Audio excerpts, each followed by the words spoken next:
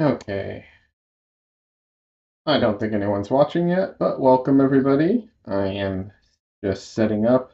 I haven't figured out how to do a like a pre-roll type of thing where, stream starts soon type of thing. So, just going to have to, you know, do it as is for now.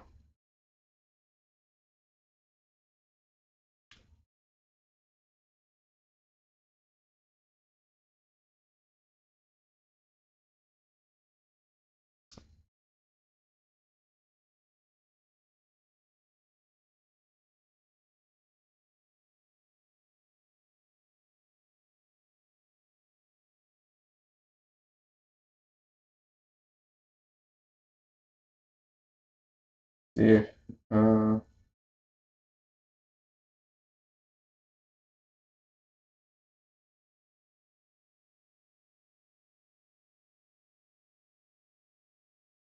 that's very strange. I'm getting a warning that my bitrate is low. But when I set it higher, it warned me that it was low, that it was too high. So why? Why YouTube? Why? That's all I want to know. Why?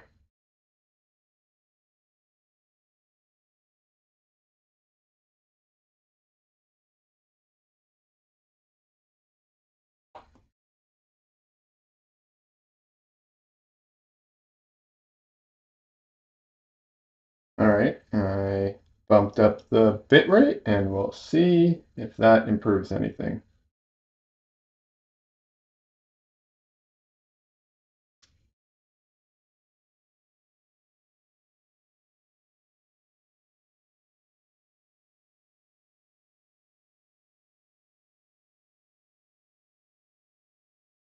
I know I'm currently off camera. It's just, I'm here. It's just, where my computer is and where my canvas is a little awkward. So, yeah.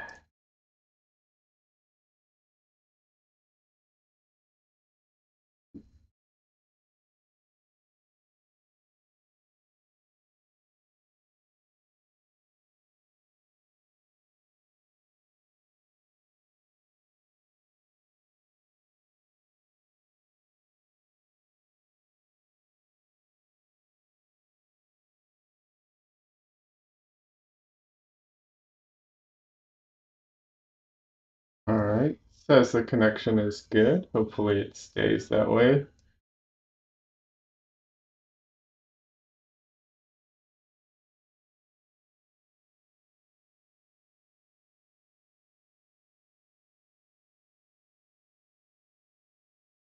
All righty.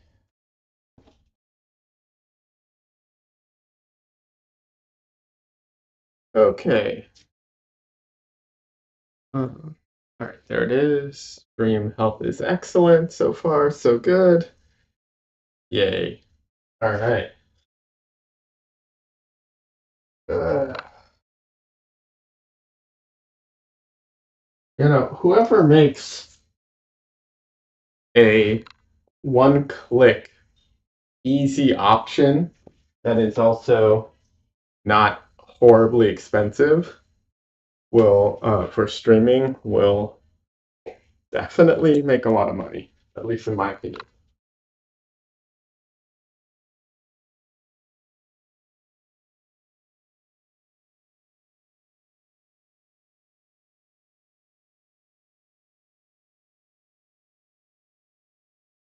Hey, Leah. You're probably going to be in and out. No worries. Um, is it Tintin Rosalis? Rosalis? Rosalis. Reading names and pronouncing names are it's different sometimes. I might be very familiar with a name, but knowing how to pronounce it properly, uh, you know, it's a different story. Welcome. was dealing with some technical issues. I'm actually about 45 minutes late to start the stream than when I wanted to be, but what can you do? How are you doing today?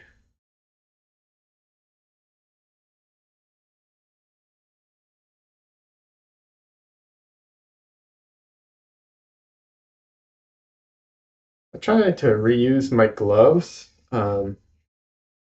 until they break or they're just too loose that they're not. I feel like they're not worth using. That's also why I have right and left written on them, so I can know when they're inside out and when they're not inside out. Because I've put on, I've assumed that a glove was inside out and then flipped it and had all the paint go on the inside, which defeats a lot of the purpose of wearing it. You're tired? Been deep cleaning all day? Oh, gross. Cleaning sucks. I hate cleaning. I know most people hate cleaning, but not exactly a you know, controversial subject, but yeah. Hey, part of my painting's still wet. That's dry. That's dry. Okay, most of my painting is dry. It's just the blue. Okay.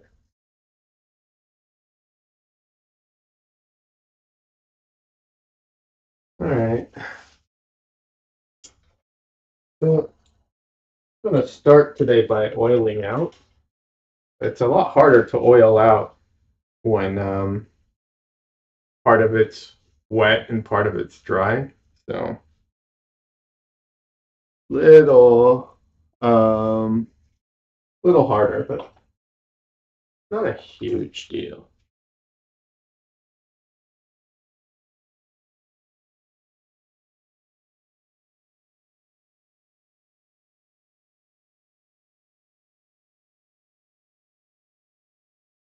Yeah, you should. That'd be great. You're more than welcome to send me your art. I'd love to see it. I uh, I support everyone making art. I think everyone should make art. You don't have to be. I'm not saying, and this isn't applying it to anyone in particular. Just for people watching, you don't have to be a quote unquote professional to make art, and you don't have to even be an aspiring professional to make art. Everyone should do it just because it's fulfilling. And that brush is dirty. I'm going to use a different one. Hey, Salmon. Hey, Elaine. Welcome. Welcome from down under. Yes. I hope time-wise, this is a good time for, people overseas.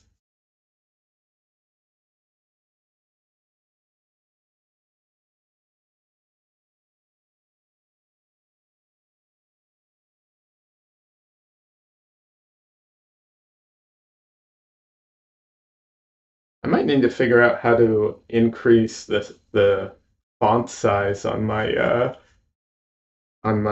what's it called on the chat.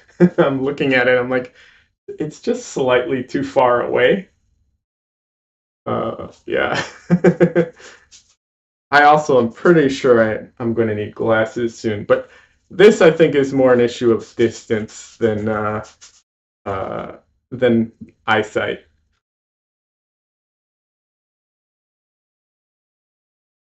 It's brilliant. Kids are in school. Oh, thank you. I'm glad you think the painting's looking good. Yeah.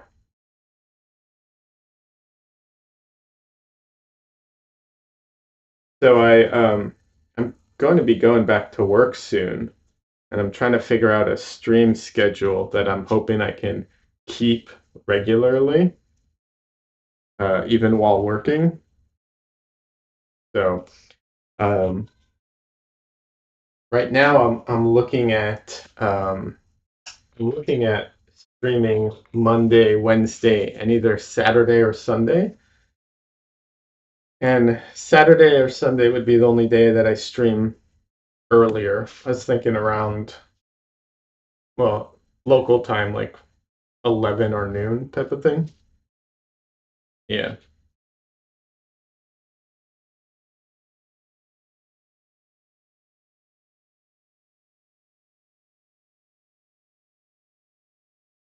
Trying to figure out where to start on the painting today. When I just start painting for the beginning of the day, I usually try and find areas that are easy and what I consider low impact. Like they're not that important. And it's just a way of, a place to start warming up. Like I think I'm going to start with this shirt because it's just a little um, washed out right now.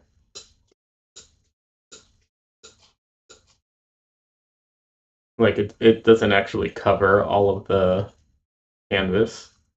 So just go in and start there. Low impact, low, what's it called?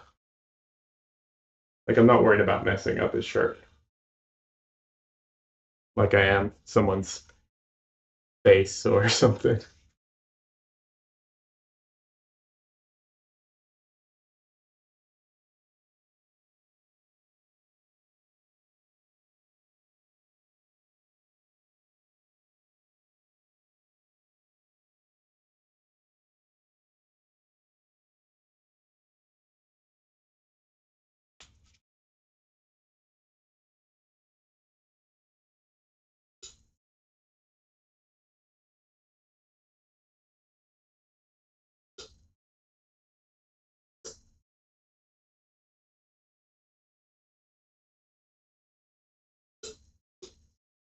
I know most of the time I mix a lot of my colors with my brush, and I understand why. Like when you're mixing on the fly and you're painting with the brush, it makes sense. Having said that, it really is often a lot better to mix with the palette knife, uh, especially when I'm trying to mix a lot of a color because I have the fault of trying to like I don't put out a ton of paint and then basically not using enough paint, which is um, a very common problem with painters. I unfortunately still retain that particular issue. I'm getting better at it though. I used to be a lot worse, so gotta celebrate the small improvements.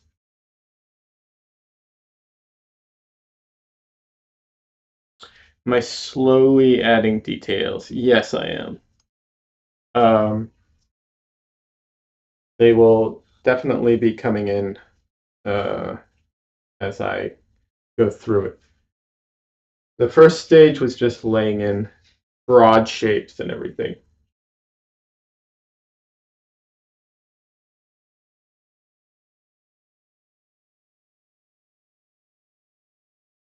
Oh, that's right. You can't see my mixture.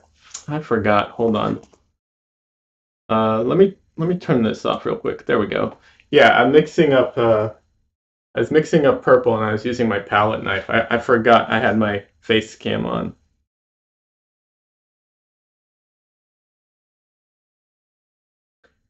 Oh, thank you, Rosalind. I appreciate that. Yeah. So I usually mix with my brush, but I was using my palette knife. I have a few of them. I do not have special palette knives. I have cheap palette knives. Yeah, I was just getting the color ready for for painting his shirt right here. But honestly, I'm going to need a lot more. I forget that this surface needs a lot more paint than my normal surfaces. So I usually work on very, very smooth surfaces. This one has a little bit of a tooth to it. Not much. It's still pretty nice and um, pretty smooth. But if I want to cover all those little bumps, I'm going to need a little more paint.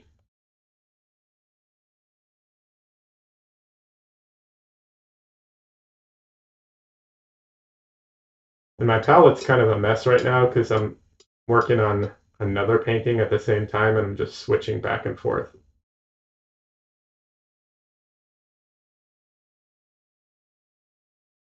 Okay, so I don't actually prep much as far as mixing my paints. I don't usually I don't usually mix paints in advance. I used to. I don't do that anymore though. Now I mostly mix on the fly. Um, this is the type of thing I'll mix for, I'll mix, I don't consider this in advance because as soon as I'm done mixing it, I'm going to put it down. So I don't really qualify this as mixing in advance, as just trying to mix enough is the issue. That's one thing that if I'm mixing with my brush, I usually don't mix enough, but if I mix with the palette knife, I have a much better chance of mixing enough paint.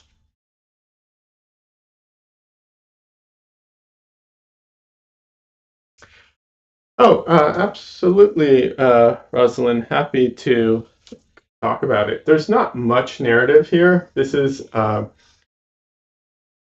are family members of mine. I was visiting family recently, and I took photos, and I decided that I'm very rusty at painting right now, so I will use family photos as a way of kind of getting back into it and make gifts for them.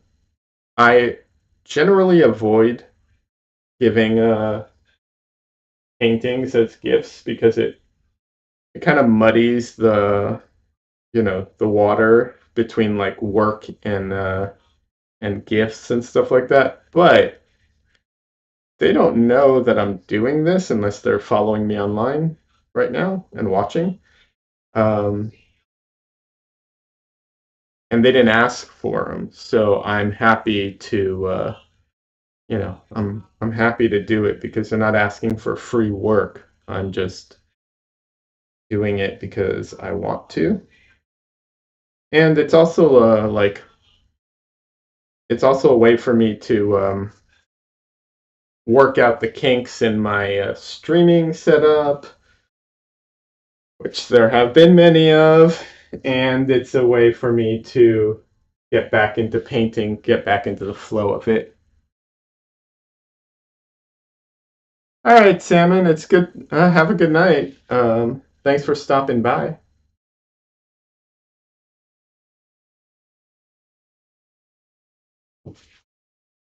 Let me real quick. Let's see.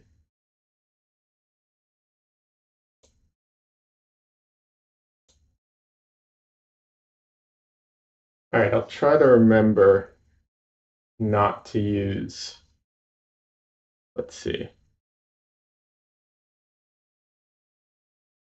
Not not to mix in that area. At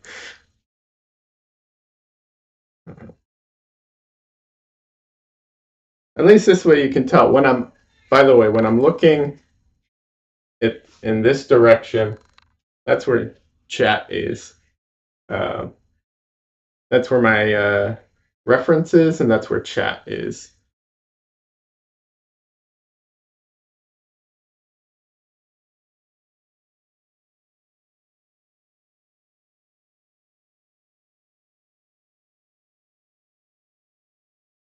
It's not perfect because of the horrible delay, unfortunately. So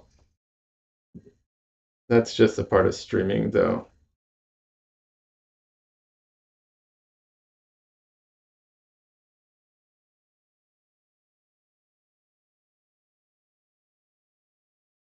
Uh, Trenton, nice. Yeah, that family members is a good go-to.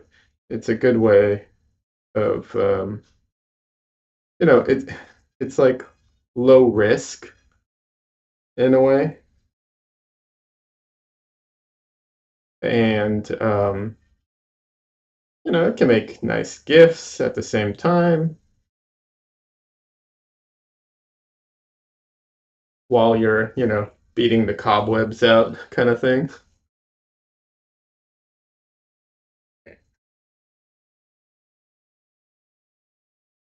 Oh man, some of my paint has dried up.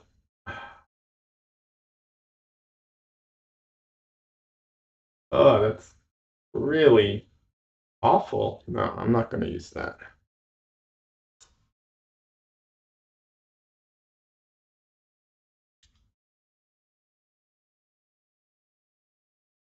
I was hoping I wouldn't have to clean my palette, but man, some of this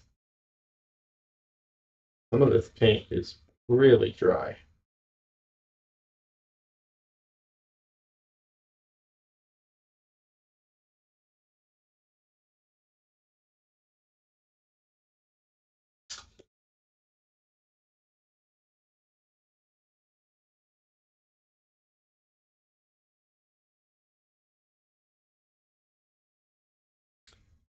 Yeah, my trip was to Israel. Highlight? Oh, that's a tough one. Honestly, it was a great trip. Uh, Visiting family, also extremely sad because it had been so long, and it's hard seeing family members who are getting older, um, you know, and all the time lost and time missed type of thing. Having said that, highlights were like family dinners. We did um, quite a few of them. That was awesome. I know that's not like exciting thing, but like I don't have that here. I don't have family where I live right now. I have my girlfriend, I have friends, I but I don't have my aunt, my cousins' kids, and all of that. The big family get together doesn't exist here for me. So that was really nice. Um, I did go to some of the protests that are happening right now in Israel. Not to get into politics, but it feels good to at least try and help.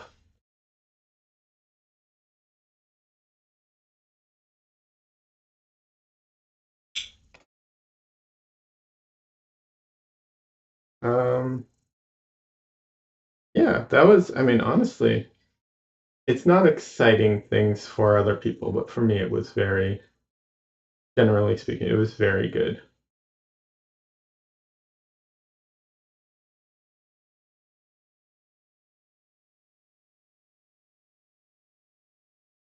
Oh yeah, for a minute I forgot what color I was trying to mix, like what on the painting I was working on.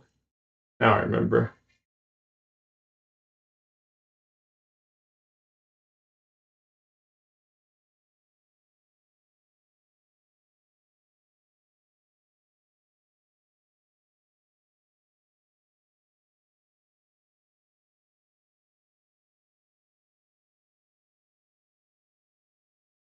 I would love to do a trip where I go paint and do stuff like that, but I have a few issues with that. Aside from, you know, actually the cost of the trip. I'm not good at plein air painting yet. I want to be good at plein air painting, but I'm not. I am currently not good at plein air painting, and it's definitely a skill I need to improve on if I want to make a trip around that. Oh yeah, the food's great. Yeah, I love the food. That is that is something that's pretty nice. So I went vegan in 2018, and Israel, especially like the Tel Aviv area, is very vegan friendly. Uh, but Israel in general is very vegan friendly because some people are religious and they separate meat and dairy. So they're much more aware of that stuff. Um, so yeah, it makes getting food easy, which is always nice.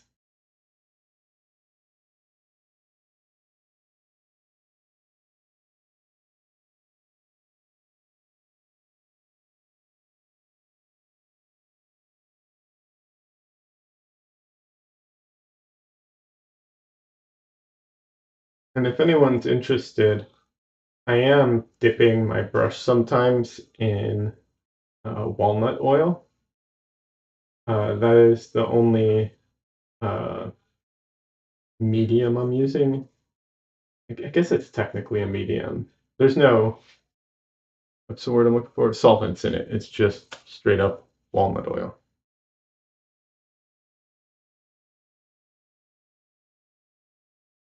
That is way too dark.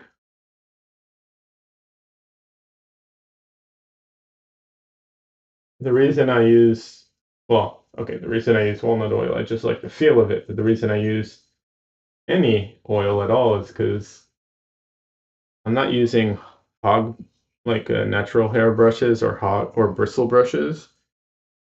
So my brushes are slightly softer, and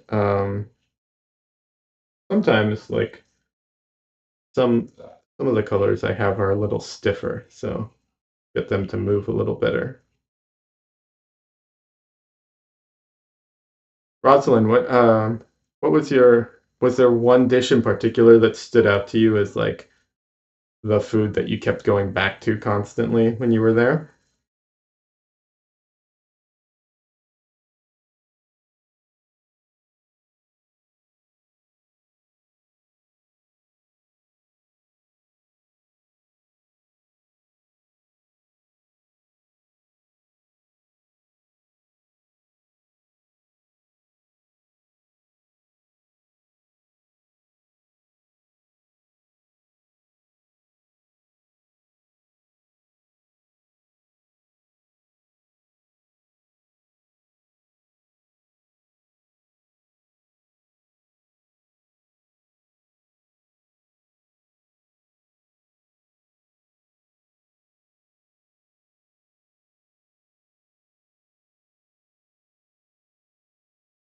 The hummus and the naan? Yeah, without a doubt.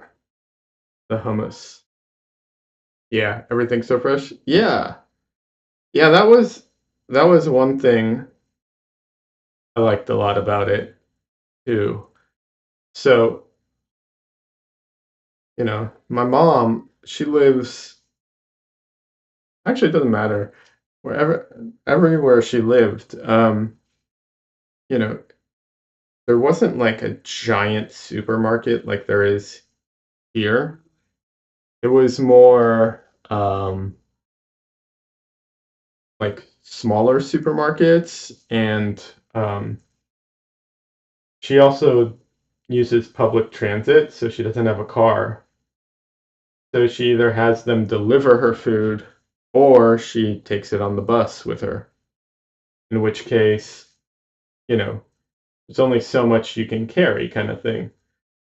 So she goes she goes out and buys food more often, uh, but less of it, and it's fresher. I really like that approach to things.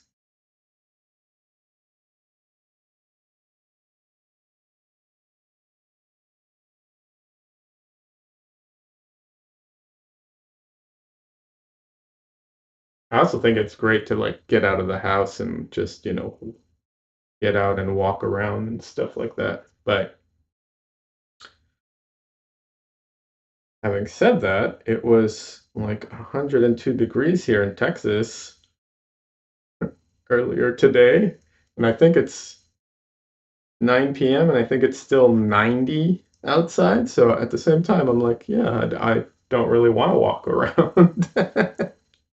Not to mention, nothing's in walking distance from me.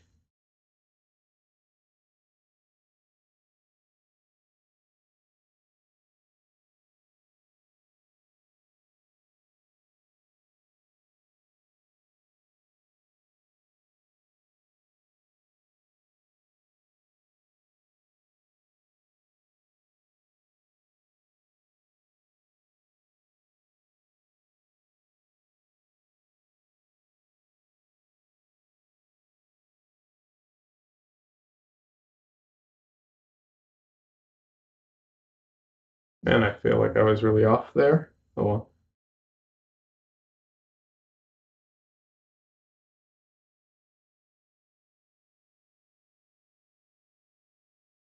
Been so hot. Yeah, it has been so hot lately.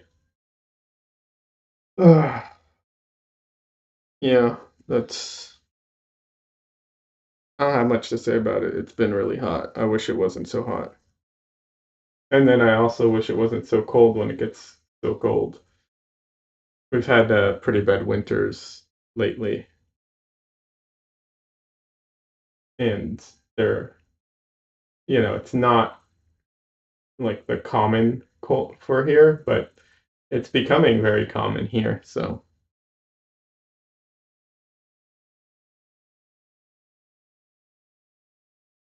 hopefully this year it's not that bad. Wishful thinking. Now what you gonna do?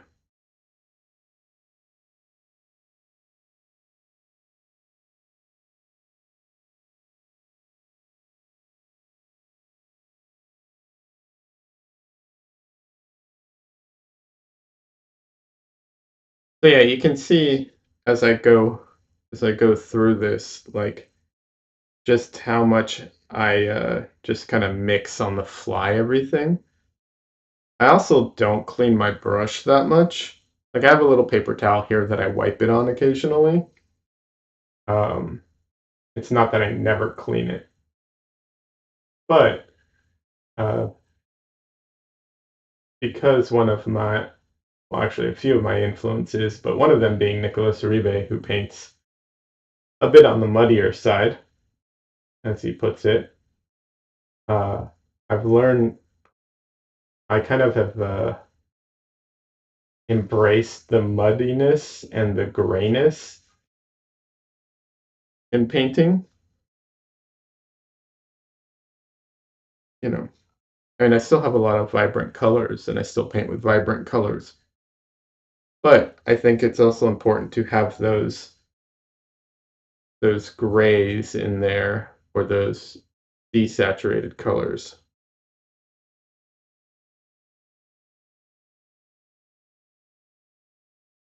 One of my other influences is Jennifer Balkin, and her paintings are very like patchwork is the way I'd describe it. Like she has all this color in everything. It's so good, but she controls her values so well. Just so good at value control. So all the colors sit in the proper value. So it's not jarring. It's not like those paintings of like people that have like random splotches of color everywhere. It's not like that. It's way more controlled.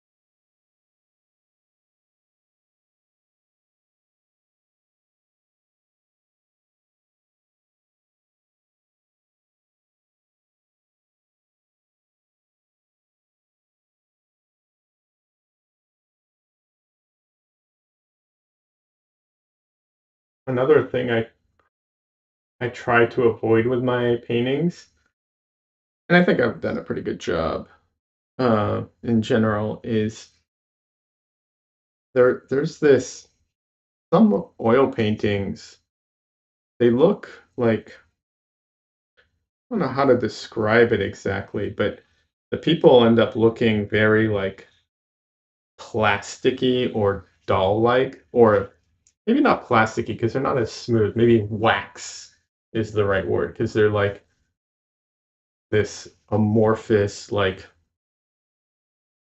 um, I don't know what the word for it is, melted thing, and all the colors just kind of,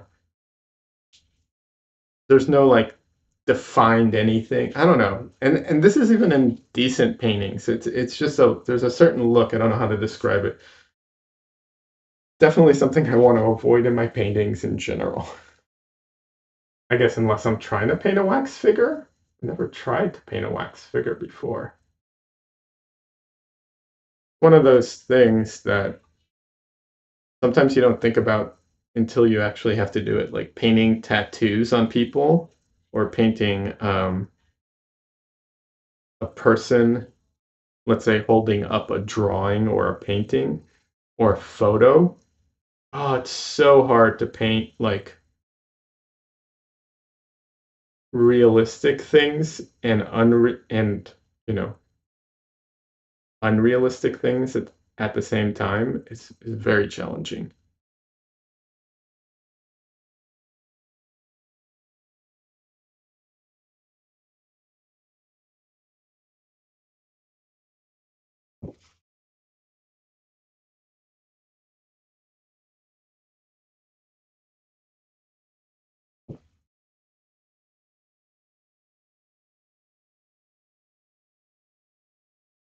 By the way, I have Google's, not, yeah, I have YouTube Studio thing up, but if something happens to the stream and the quality, like, craps out or it starts stuttering a lot or something, feel free to let me know because trying real hard to get all these settings and everything dialed in. Like, I don't have the best computer in the world or internet service, but it should be good enough.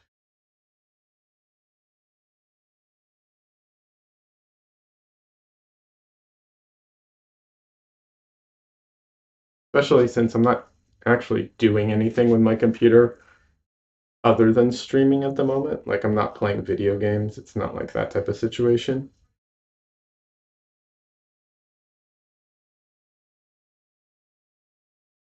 Anyways.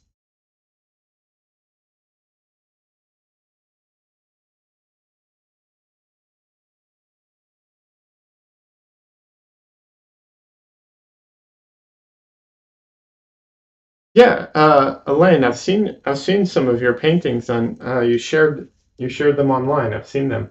Um, I saw one of your reels recently. I was going to comment on it, but I was watching it in the I was watching it at what's it called?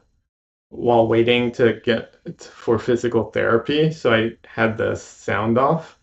So I wanted to watch it again with the sound on before I commented on it, but I forgot. So I apologize for that. But yeah, I've painted casts before. I'm less painting, more drawing, like charcoal type of drawing for casts than actual painting because they are, um, they lack color, sort of. I've done a few, but I haven't done those in a long, long time, if I'm being honest. It's great to get back to basics, and I think what you're doing looks great, by the way. Um, yeah. No, not. I just meant, like I meant to look at it. I just, how it is. And like I said, I didn't want to comment on it and say like looks great because I could tell you you were talking and but like I said, I couldn't listen at the time, so I was just like, I'll wait and I'll come back to this. But yeah.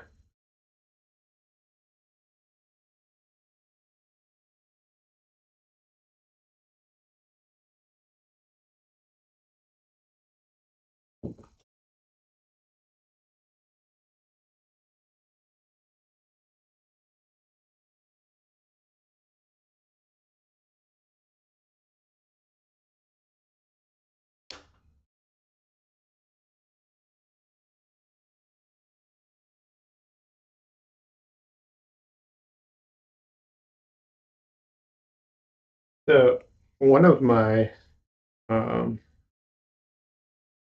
one of my I don't oh, you're loving the cast painting. It's teaching you to limit your colors and get your drawing right. Yeah. Oh, it's definitely a good exercise. I generally when it comes to drawing when when it comes to art exercises now, my what's it called?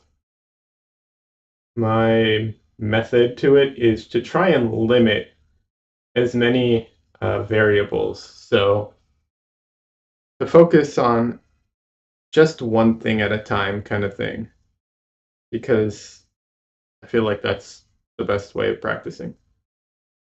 So limiting your color, limiting your colors and just focusing on drawing, good, you know.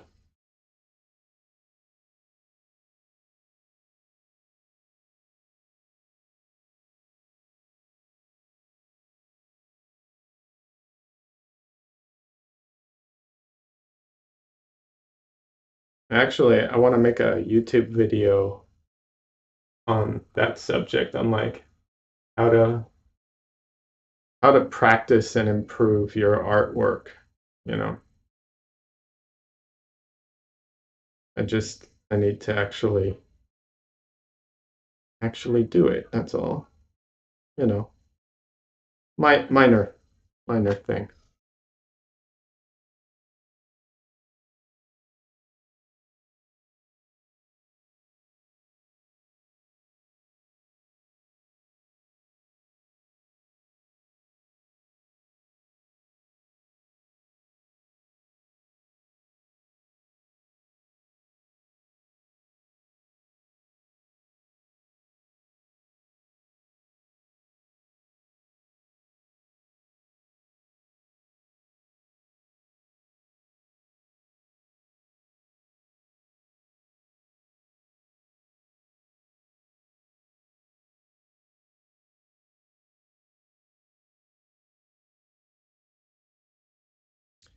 Yeah, I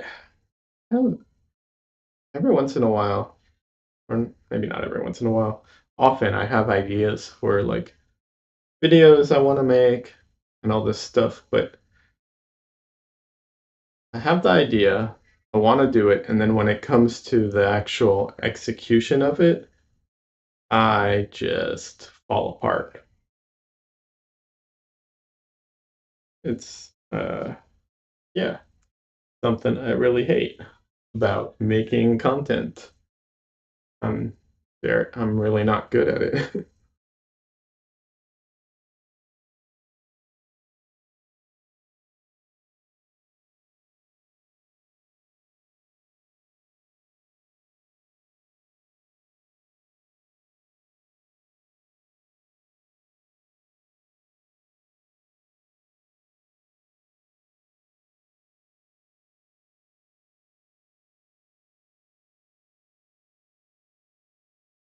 I am thoroughly impressed with uh, all the artists out there who do make content and make good content.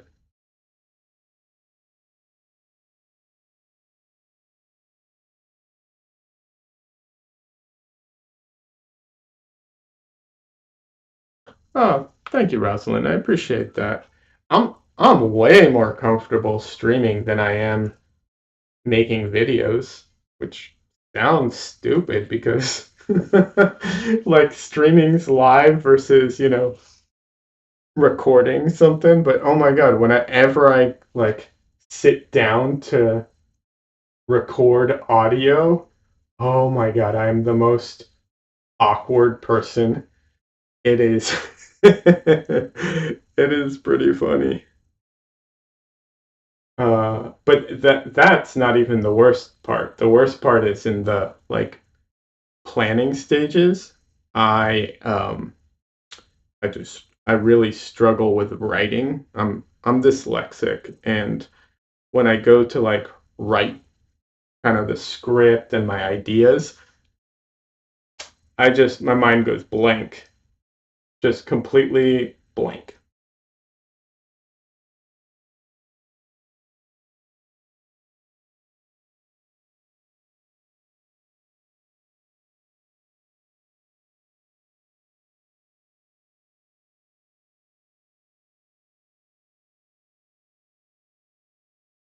Yeah, Rosalind is such a pain. Yeah, Elaine, it really. Um, oh, I'm doing a fantastic. Thank you so much. I appreciate that. I'm trying. I'm hoping that eventually I will be able to take these live streams, not necessarily like these ones specifically, but just in general. And, take some of the audio bits and maybe use it for, a reel or something, and then chop it up and, maybe I can use it for a YouTube video or something. I don't know. We'll see. It would be nice.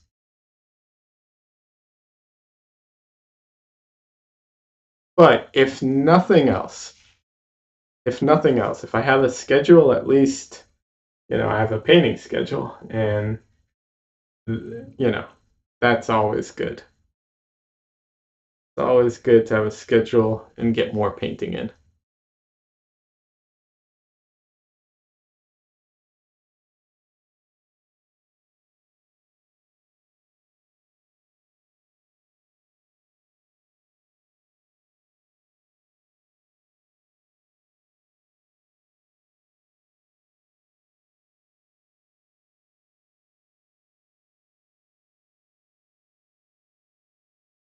At some point, I might try and do like, what's it called? I don't know, community streams or something. Like I was thinking of providing, um, reference images or something, but I don't want to get ahead of myself. I'm just going to focus on basics right now, and then as it develops, we'll see what people want, if people stay. Yeah, and then and so on.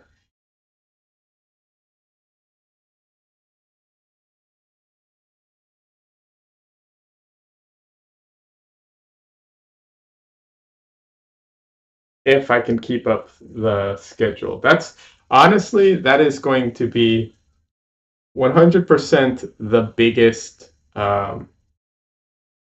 obstacle, keeping a schedule. That is, like, without a doubt, going to be the biggest obstacle for me. And I definitely know that there will be times I miss my schedule, even if I have it like consistent. But that's fine. Like life happens. Sometimes you have to miss stuff, but getting back to it will be the big deal. Like I said, I go back to work next week, and yeah, it's hard to keep a streaming schedule when you're working. And sometimes you have to like work overtime or something like that. Like it becomes challenging for sure.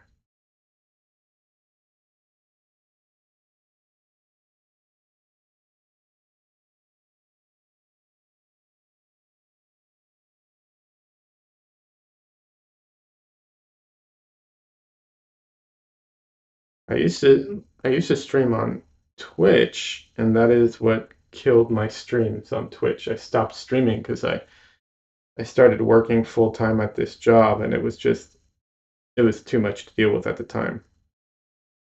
But I'd give it another shot.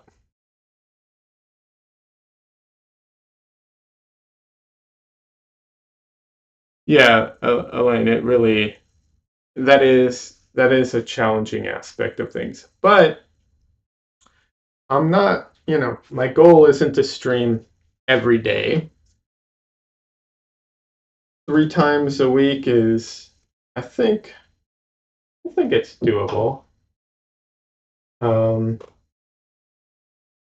yeah, once on the weekend, and then twice during the week after work, kind of thing. I think I can manage it. Have I tried streaming on Insta? I have not. Well, I think I've tried it once or twice, but no, I, for the most part, have not. So the thing about Instagram is, um, I don't think I'm not sure. I've heard it's not the best platform for streaming because it goes out to your followers. If you don't have a lot of followers, it goes out to no one. you know, um, so it's a lot. It's good for fans, for people who have like big followings. It's not so good for people who are trying to grow. Um, what's it called? Um, TikTok. I've heard good things about streaming on TikTok. Like everybody who streams on TikTok, not everybody, but streaming on TikTok, you get a lot of viewers. However, um, I definitely feel like there is, um,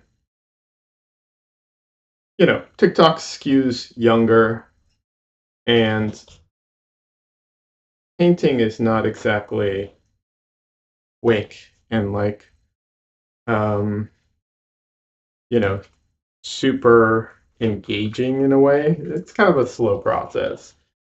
I don't know that TikTok is the best platform for it. Excuse me for 1 second. I will be back. I'm just going to go off screen for a second.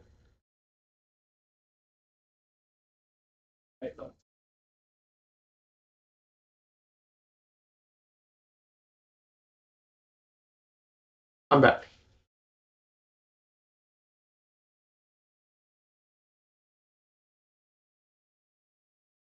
So yeah, and the thing I like about streaming on YouTube too is, the format.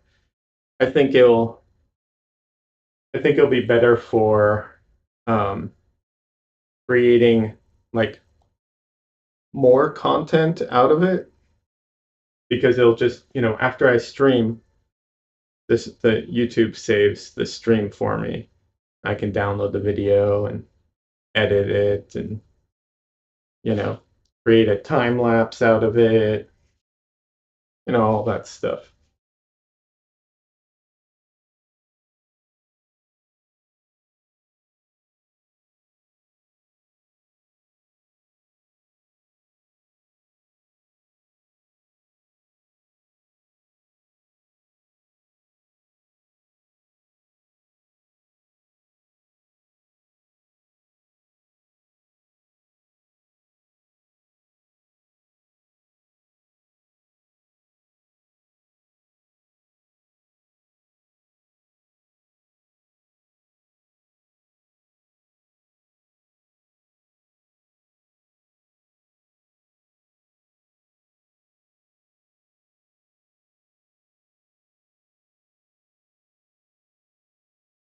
I know that, like, we teach art students to, to use, complementary colors to desaturate, and of course that works, and I do that as well.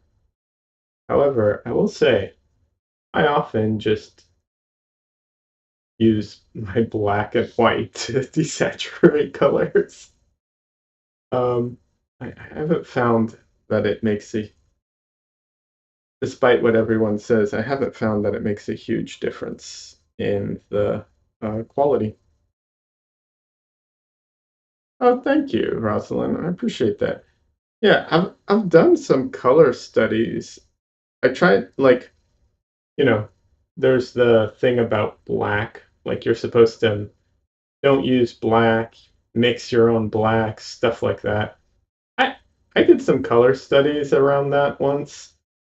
I mixed my own black and I used multiple tube blacks and I like mixed them all with yellow to see if I got any like any difference in the color and so on. And I did not notice any meaningfully difference in the color. Having said that, I don't really paint with transparency. So I think some of that would be different if I relied on transparency. But because I mostly ignore transparency in my paintings, it's not really something that affects me.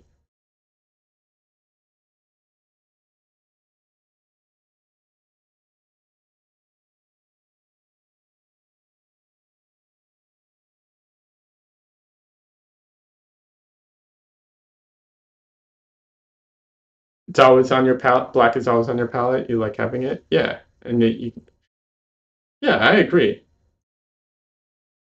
It's it is a very convenient color for me to have on my palette. The other thing I will point out, though, too, is that there's a lot more to it than just black or not black. Because if my palette had colors that made black, like that I could mix together to make black, I might not bother having it on my palette. But my palette doesn't have that, and so I'm left with the option of I actually did this for a while. I had a color on my palette in order to mix black, but I was only using it to mix black, and it seemed kind of pointless to have a color on my palette only to mix black if I could just put black on my palette. So I took it off and just replaced it with black.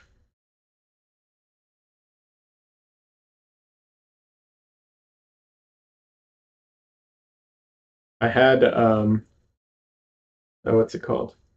Emerald, emerald, phthalo emerald, or phthalo green yellow shade, depending on where you're buying it from. Yeah, I was using that in my palette, but literally the only use I had for it was to mix black. So yeah, took that off my palette at some point.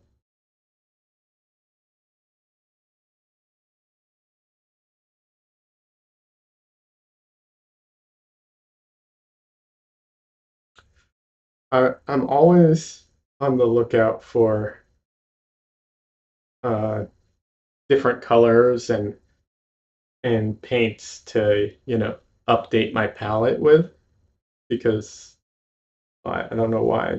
I'm curious, I guess.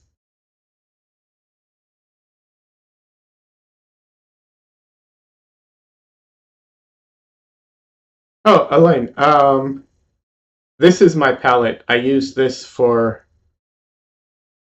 almost everything I paint now. Um, Only time I will get other colors is if I need a color that I can't mix, and if the and any color I need that I can't mix will probably be a very strong color like a fire engine red type of thing. Um, Other than that, I can mix almost any color I need with just these five. It's a lot more mixing than like certain other palettes, but yeah. In case you're wondering, right now I'm using Mars Black. Um, I've used Chromatic Black. I've used Ivory Black, although I will not buy Ivory Black. Um, and this is Phthalo Blue, Quinacridone Rose, or Permanent Rose. Right now I'm using Cad Lemon. I've used Cad Yellow Light. I want to try Bismuth Yellow. I'm not sure which one is the best. Honestly, I prefer Cad Lemon over Cad Yellow Light, but I don't know if I'll prefer Cad Lemon over Bismuth Yellow. I'm not sure. And Titanium White. Yep.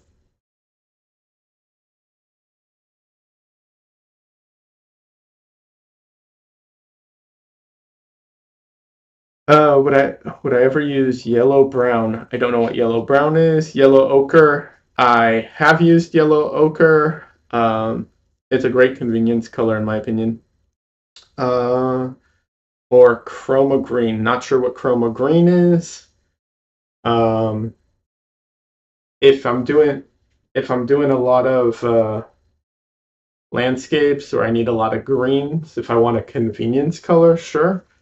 I can mix a really strong green. So it'd have to be a pretty bright green to outdo what I can mix currently, which is fine. If I need that, I need that. But generally, it almost never happens.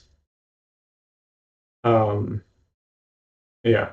Uh, that's why I prefer the lemon yellow, cad lemon, I mean, because it skews more towards the greens, and so it can get those like vibrant greens if I need them. But it's not so green that I can't get the oranges that I want. Yeah. And oh, and as far as yellow ochre goes, I used to use a much different palette that had a lot more like earth tones in it. I eliminated all the earth tones out of my palette uh, because I got frustrated with them drying too fast. Not on my canvas. Um, they would dry on my palette too fast in between um, what's it called? In between painting sessions. So yeah, that's why I stopped with the earth tones.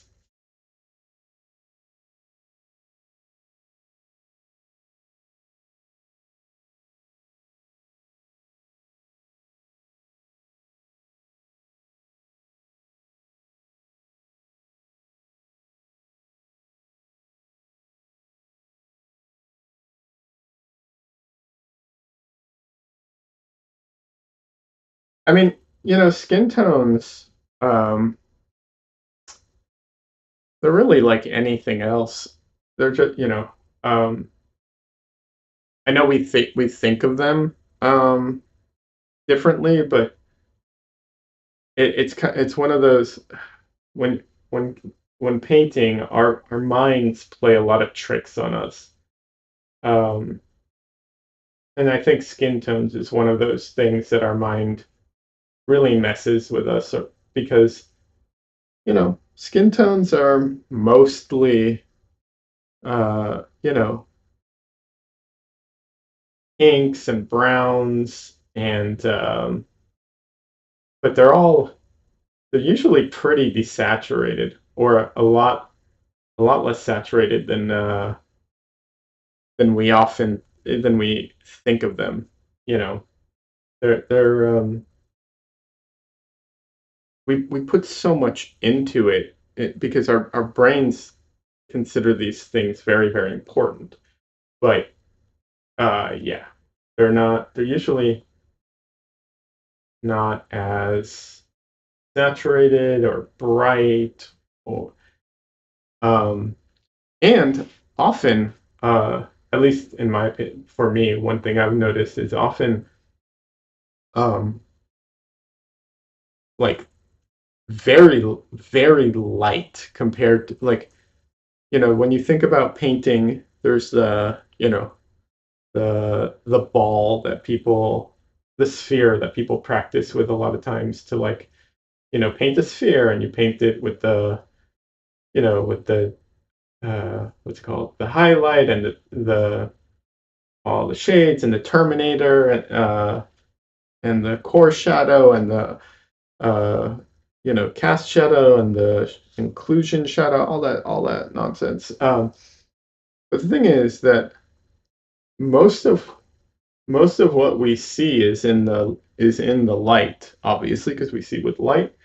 And so, um, what's it called?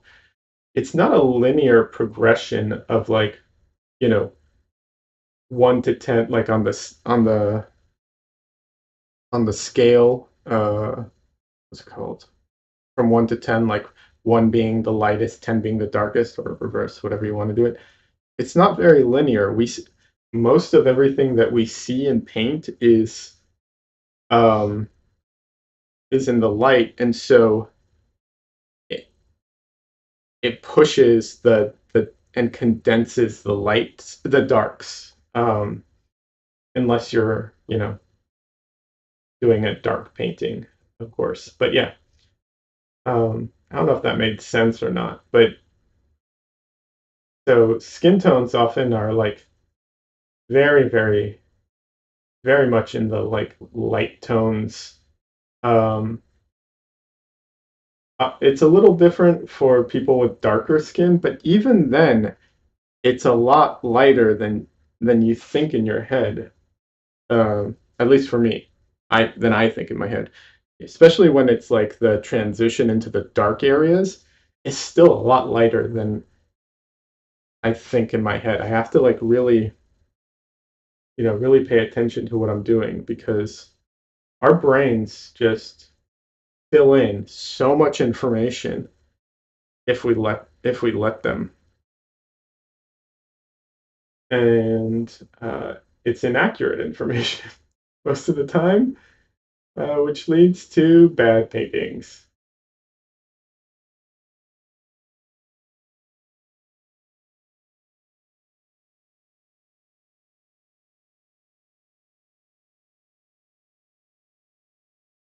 This guy right here that I'm painting right now, in case you're wondering, has stubble,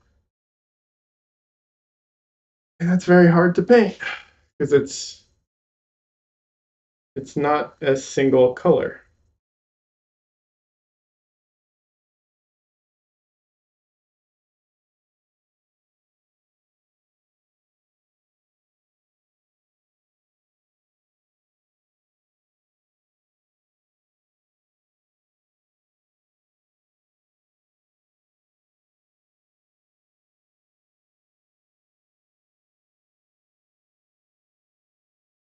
I will say this: if you do end up trying out my palette, just be forewarned. Um, Phthalo Blue and Quinacridone Rose are some of the most what what's the word I'm looking for? Dominating colors in mixes, and it makes mixing. I spend a lot of time mixing. We'll put it that way.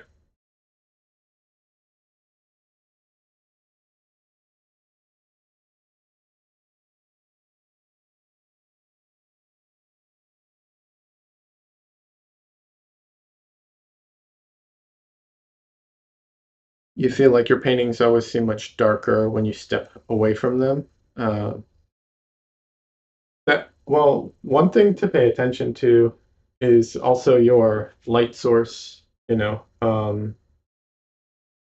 Make sure you don't have your lights aren't too bright. That is something that some artists will do. They'll have when they're painting, they want to see everything, so they have their studio lights up real high, and then when you go to take it into another room that isn't your painting, that's off the easel, suddenly it's much darker.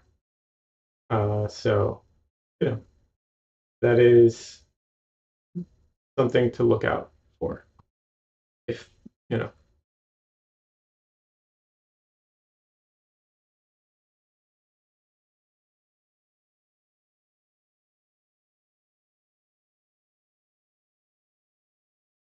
also make sure you don't have, what's it called? Um, Light reflecting back onto your painting while you're painting. That can also cause that type of thing.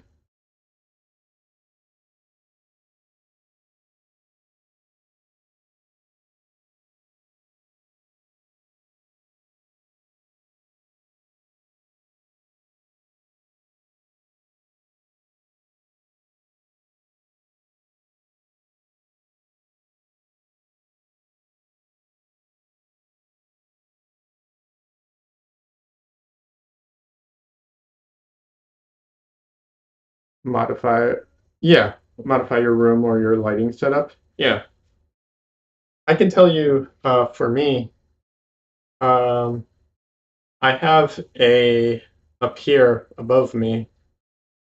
It's a 4 foot uh, LED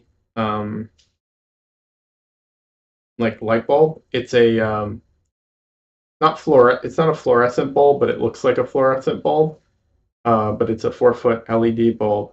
I bought it from what's it called? Lightwave, I think it is. And they make LEDs for painting and for other things. And it's much more color accurate. Uh, I really like it. I had to modify it slightly because I had to put what's it called? Um,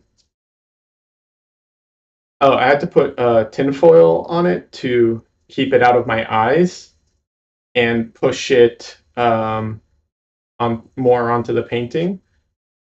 And it's a light that plugs into a light sock to an outlet. It doesn't click into the like light the a light fixture.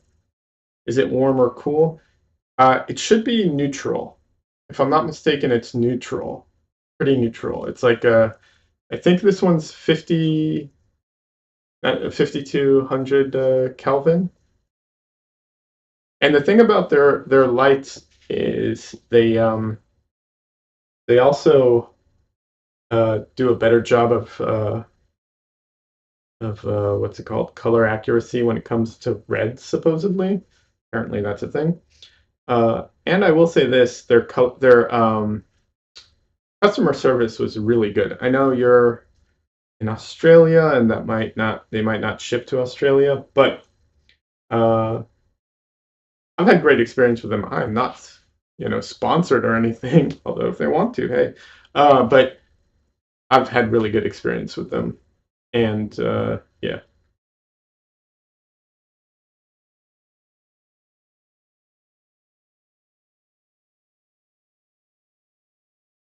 So you have a small room, your bathroom that you turn into your painting room.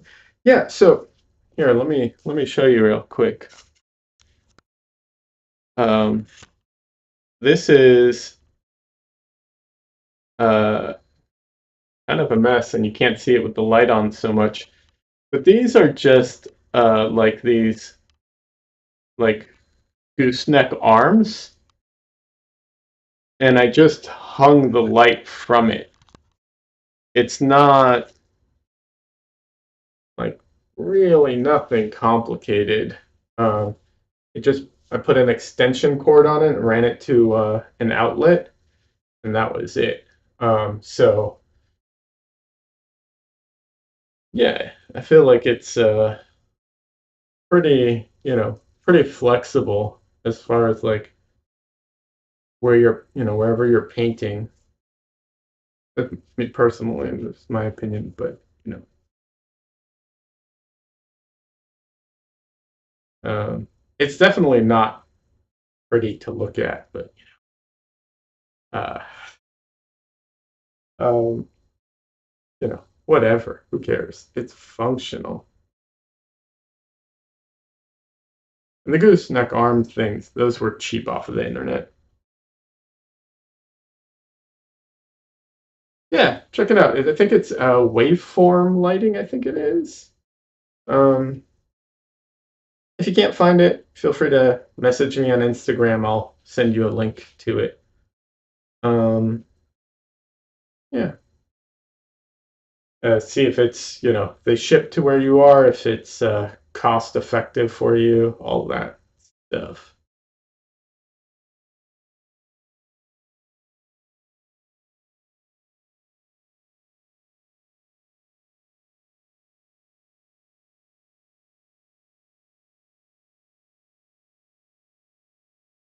Or maybe you can just take the information that you get from them, like from their website, and see if you can find something near you that, you know, uh,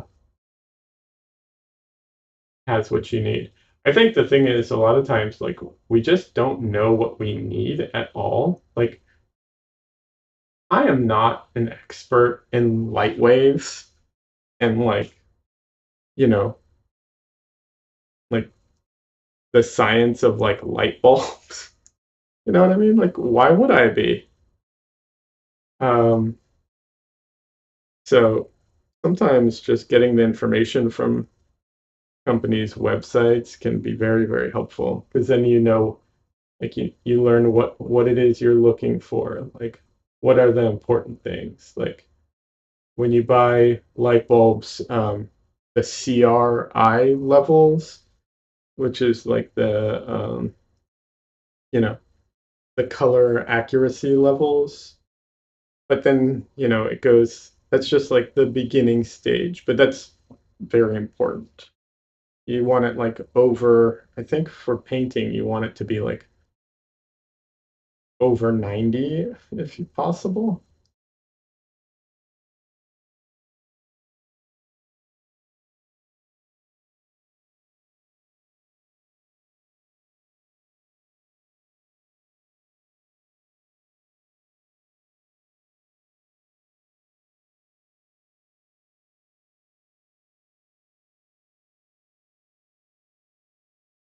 So, it helps you when you're looking for stuff.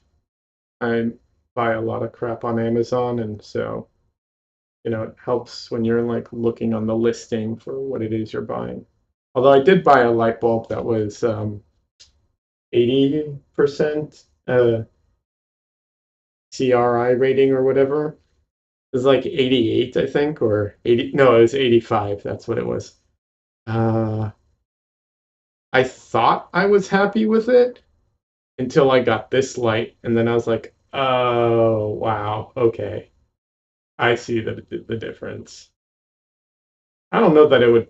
I don't know that it would show on camera, but I definitely noticed it when looking at my paintings.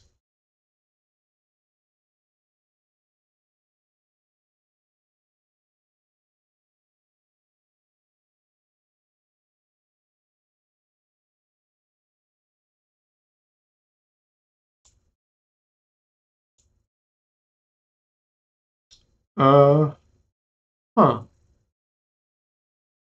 The audio bitrate is lower than recommended. That's weird.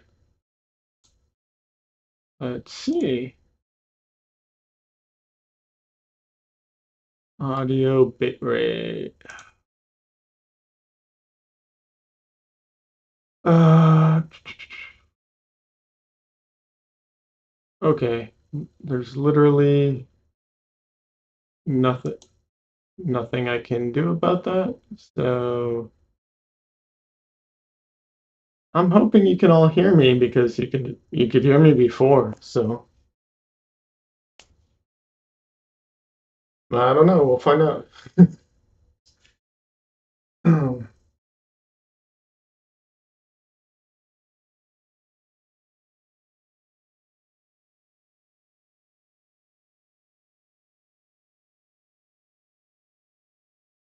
Another thing for you're coming across clear? Great. Cool. Another thing for skin tones that I noticed personally, and feel free to disregard if it doesn't apply to you. Um, I noticed that when I'm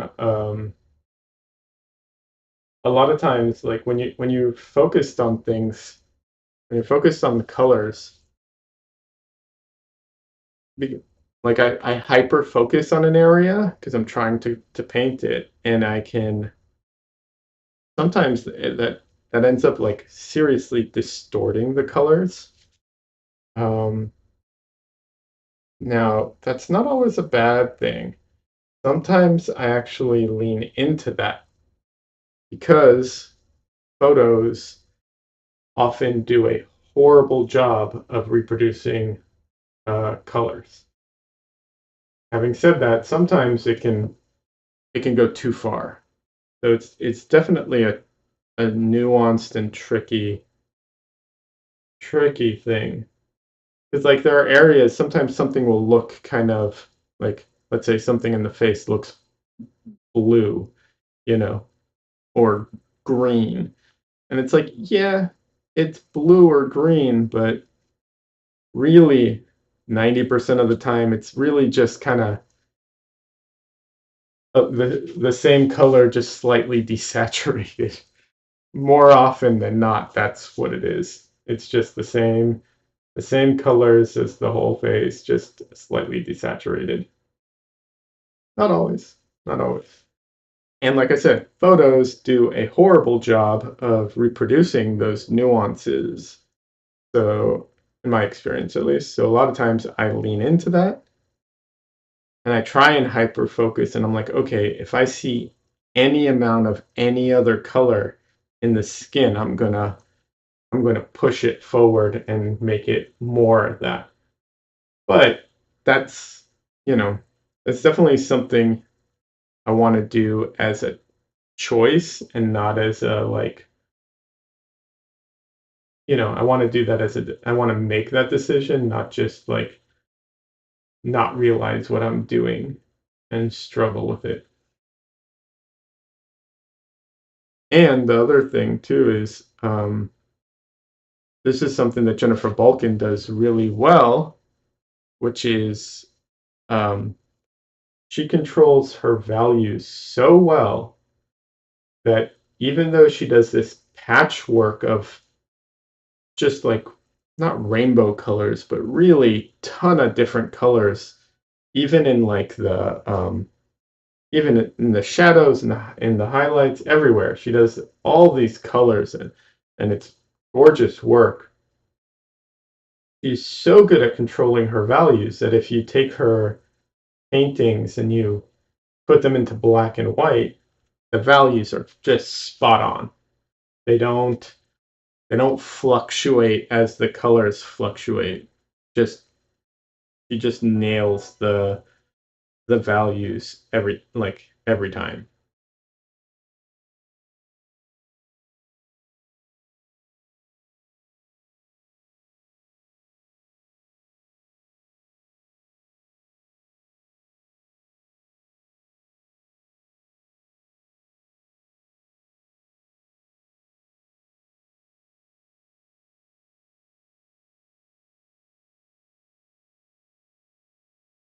She is on Instagram. Once again, her name is Jennifer Balkin. That's Balkaen, I think it is. Um, she's on Insta. She's uh, local to Austin, which I did not know when I started following her. Um, and she has a school out here too. In fact, she brought Nicholas Uribe out once for a workshop, so they know each other too.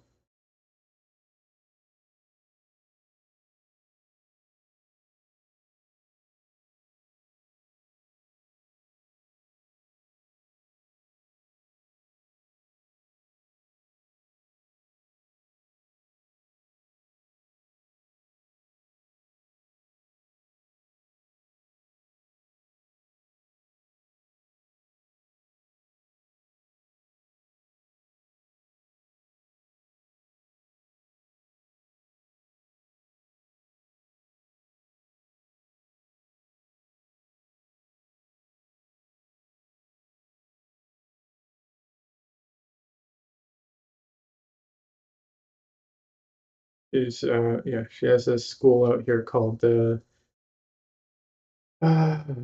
Atelier Dojo. Um, I really need to go there more often. Of course, COVID was a thing, and I didn't go. But I did take a class with her once, which was really great. I learned a lot from her, both from her class and just from looking at her paintings. In fact, I have one of her studies hanging over my computer on the wall uh, to look at while I'm at work or playing Elden Ring or whatever I do online.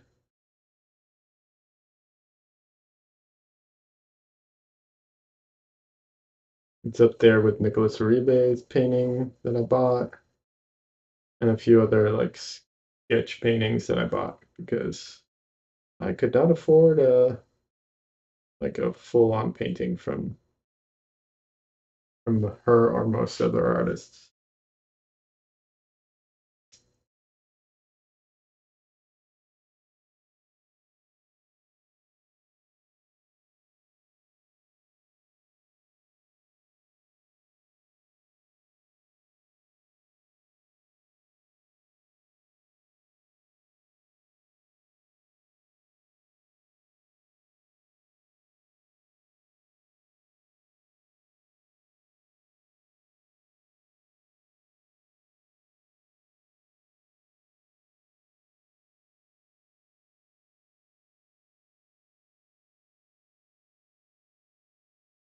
I feel like oh,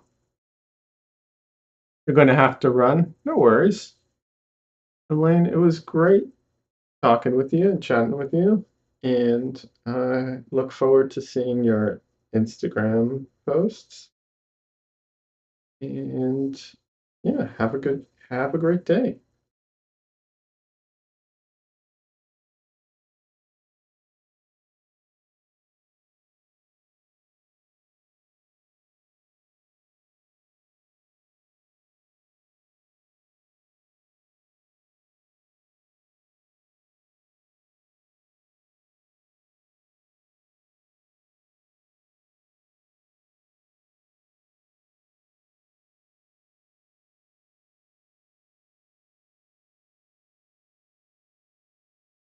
Yeah, I honestly expected a night stream like this, night my time.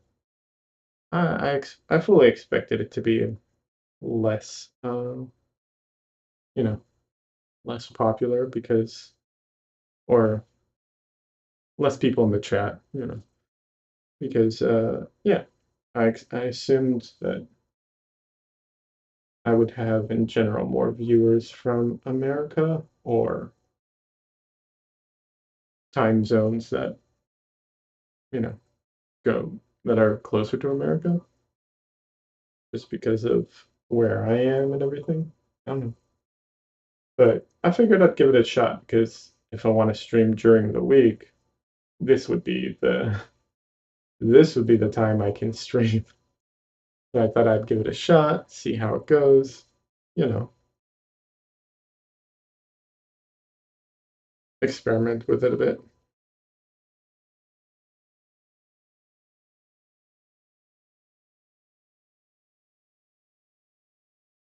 Also, there's always the, you know, playback feature, although I don't know how many people actually watch those.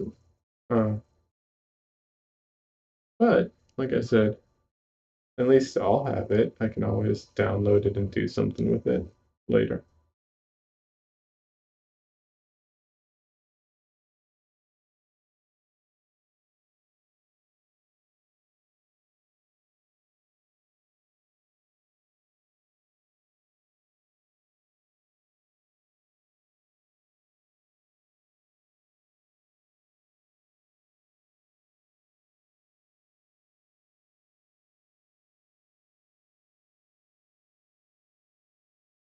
Yeah. I have a tendency to uh, paint with small brushes, and that is not always, or actually usually not very good. It leads to bad habits, and also it can mess up, it can just mess up a painting pretty good. So I try to paint as much as I can with a large brush. Now, I know that some people will laugh at me because this brush is not terribly large, but it is. I mean, I know people who paint with much, much larger brushes, even when doing detailed paintings.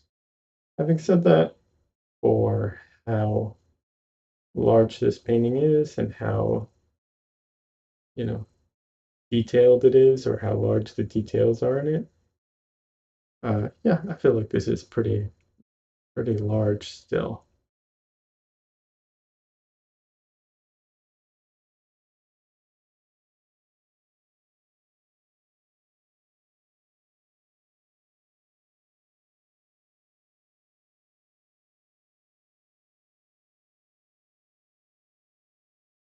Because like I always try and judge it like for facial features. Like if I'm gonna struggle to paint the facial features with this, it's pretty large. And I will using this brush will be a challenge to paint detailed faces with it, which is fine. I'll switch to a definitely switch to a smaller brush when I need to for for that. But I'm trying to put that off as much as I can because of my basically because of my bad habit of jumping the gun and putting and it's way too dark. Uh, Using detailed brushes and painting the whole thing that way. Which I mean, there's nothing really wrong with it. It just ends up producing. I feel like it breaks the structure of the painting. You wanna. I view it as like building. So you wanna build the object, which is the subject in the painting, and then after you build it, you want to detail it. And that's where obviously the small brushes come in.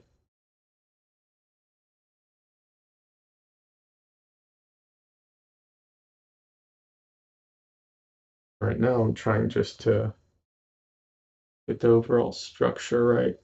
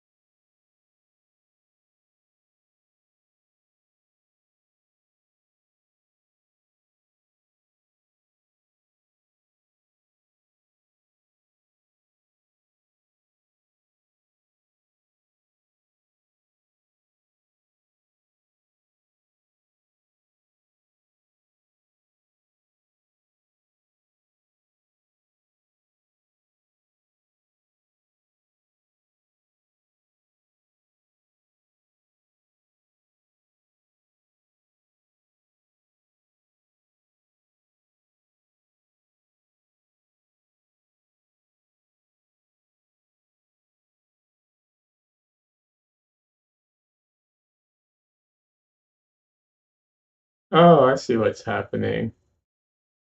The audio bit rate thing is because I'm quiet and not talking. That's what's happening. That's pretty funny.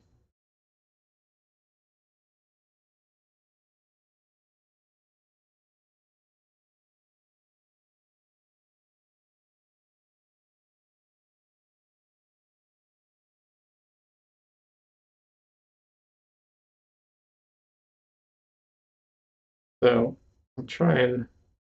It's a little hard to come up with things to talk about on my own without chat. You know, naturally talking about things. But I will try and, you know, come up with commentary about my painting, my paint, either my painting or whatever. I'll try and come up with some commentary. So one of the things I can mention is my palette, not the colors, but the physical palette. So it's a glass palette, and it's on,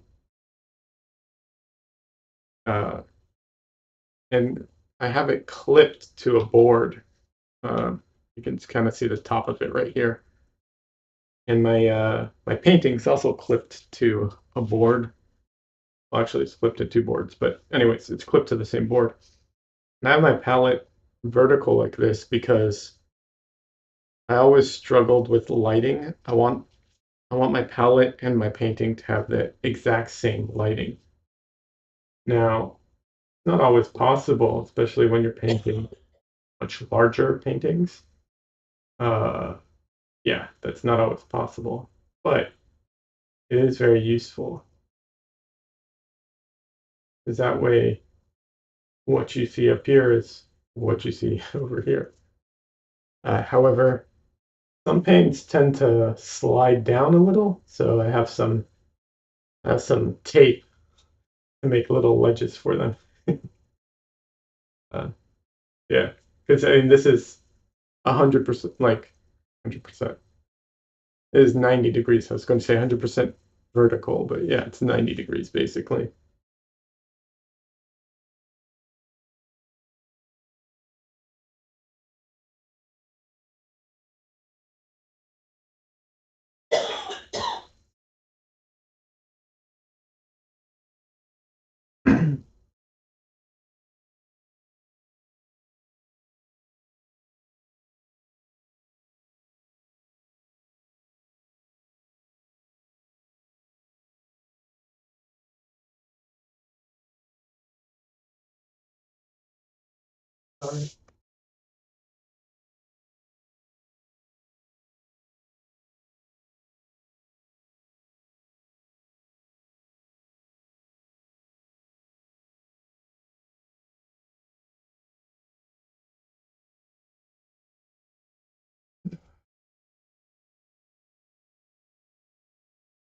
So yeah, vertical palette has its own problems, like paint sliding down, uh, but has its benefits.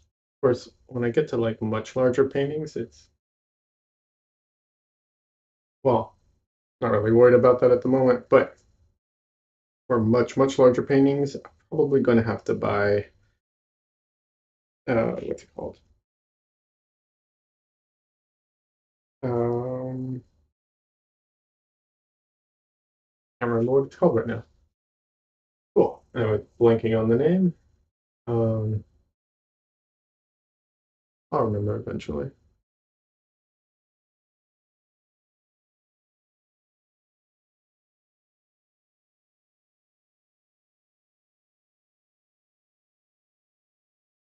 Anyway, it's one of those painter palettes that you hold in your hands.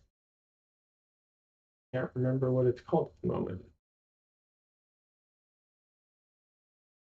I'm sure everyone knows what it is I'm referring to.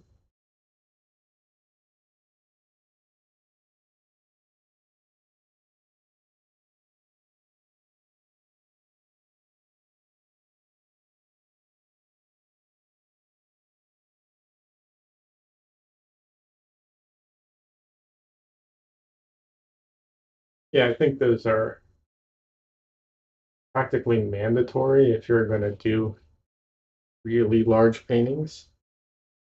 Uh, but yeah, not really a problem at the moment for the sizes I'm working at the moment.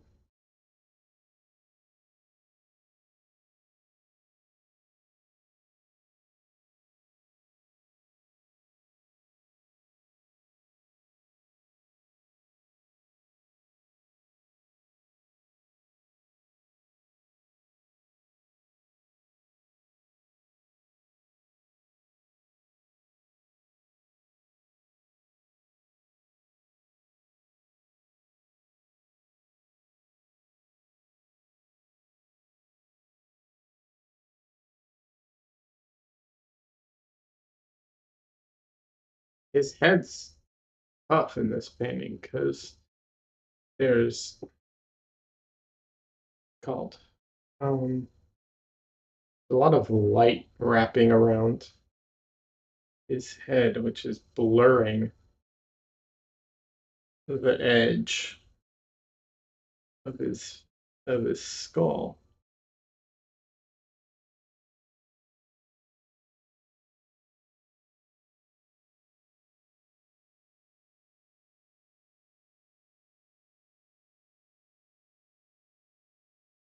Which is, just one of those challenges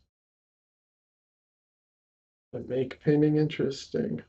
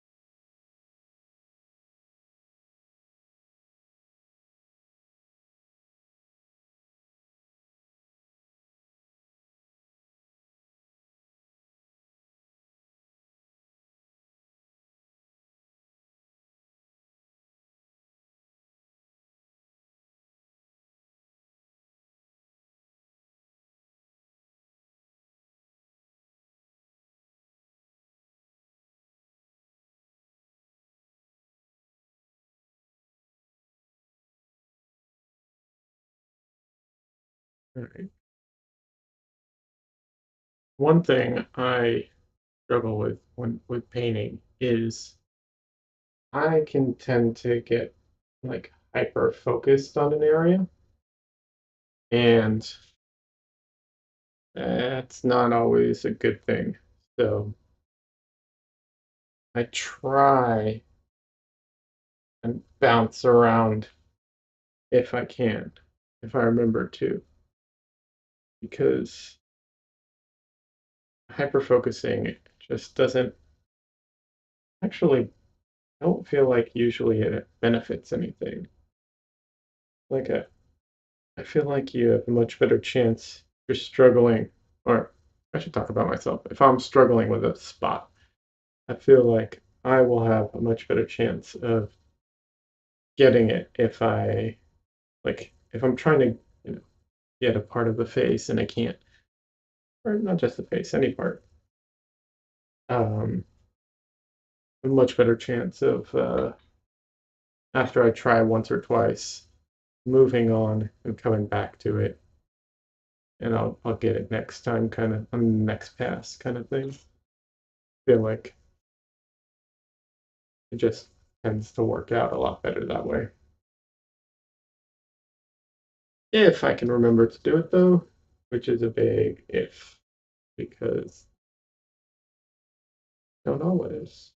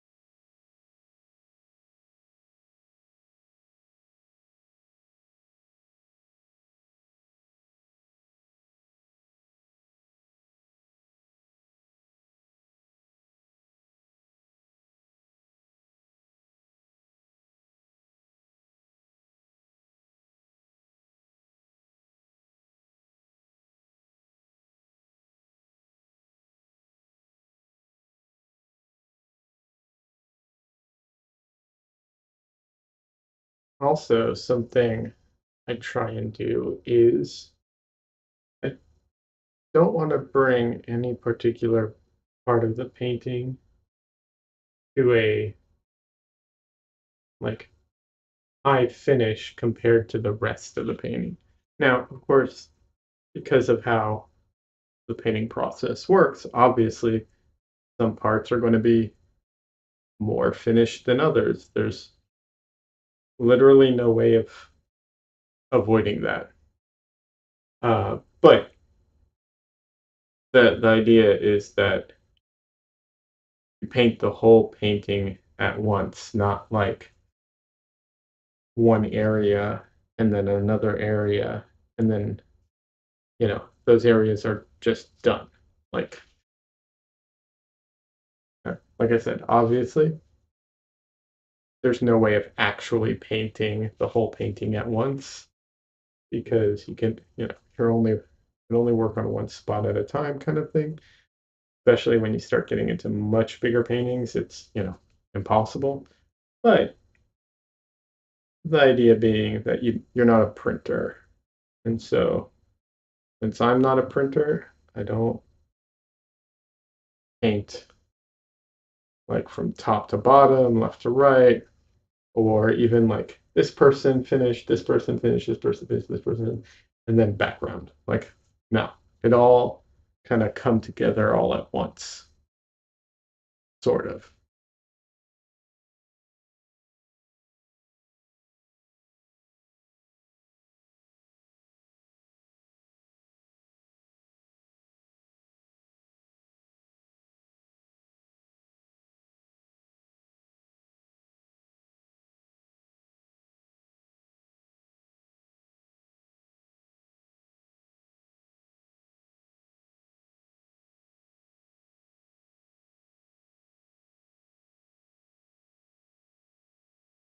And I know I haven't mentioned it, and I know most artists already know this, but I forget to squint enough. And man, is it a good practice to squint more often? So, anyone who is watching this and painting, either now or in the future, here's your reminder to squint at your painting and at your reference.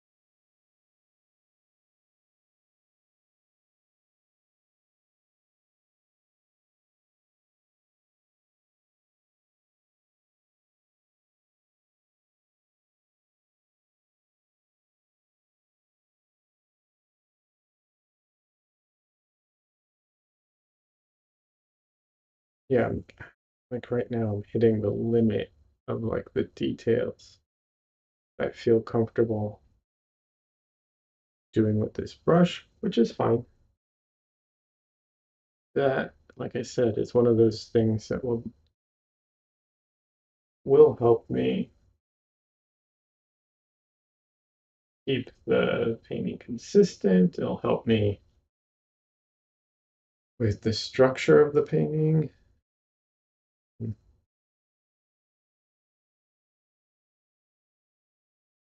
And it's one of those things that will also help me paint the whole thing at once versus hyper focusing. So,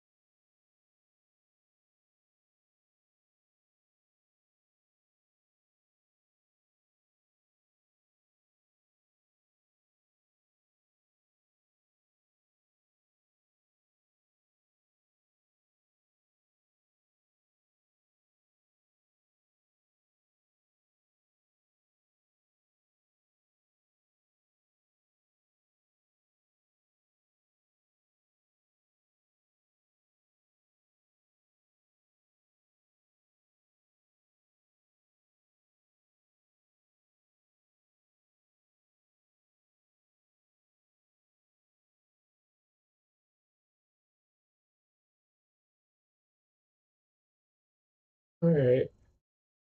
His face definitely has some structural problems with it compared to the reference.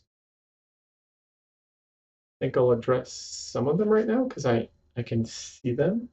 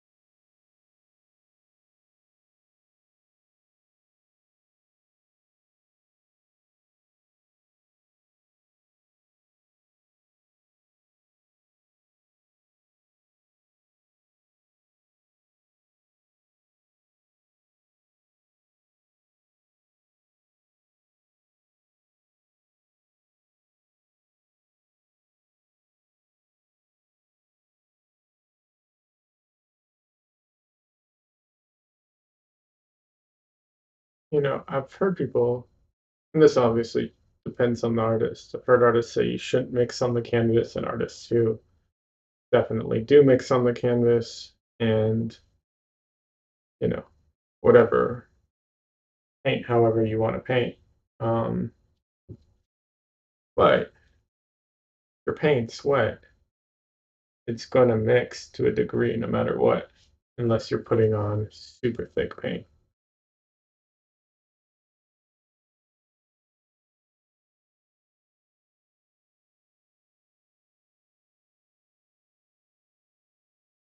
Obviously, you can put down paint that's so thick and so opaque that it doesn't mix, but realistically speaking, it's you're probably going to get some mixture in there.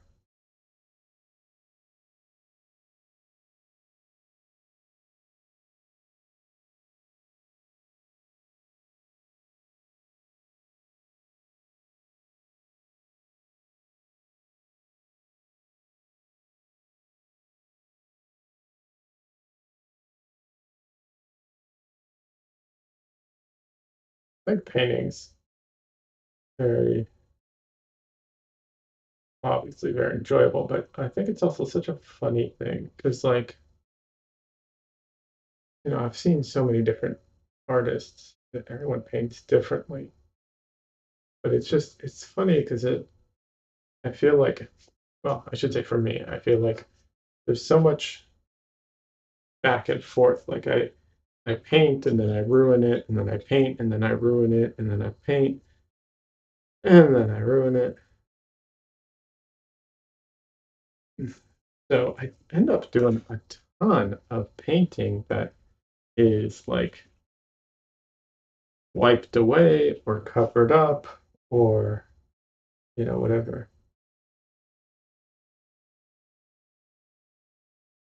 But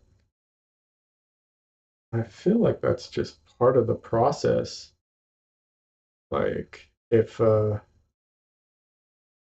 didn't do that, I feel like I don't think my paintings would come out the same way.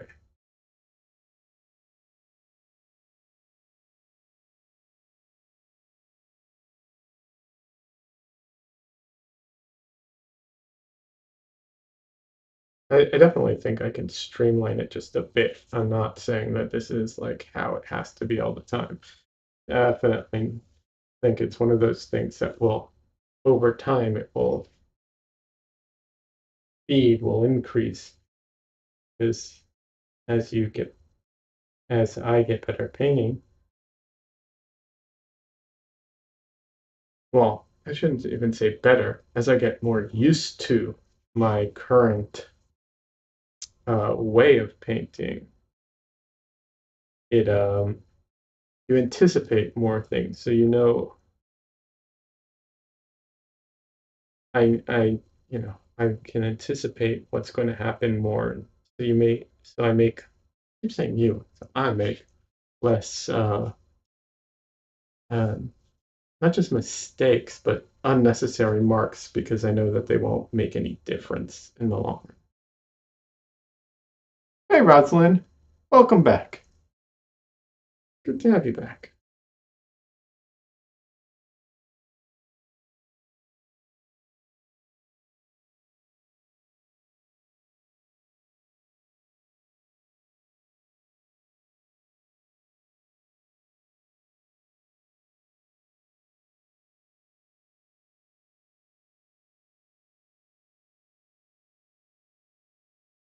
It's coming along. It's a process. Sometimes I wish it was a quicker process. I'll be honest.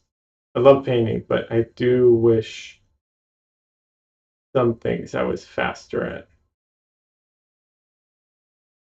I have done paintings like in very short amounts of time in the past, but that was when I painted in a kind of a different technique than I currently am, and don't know that I could knock out paintings as fast with the way that I currently paint.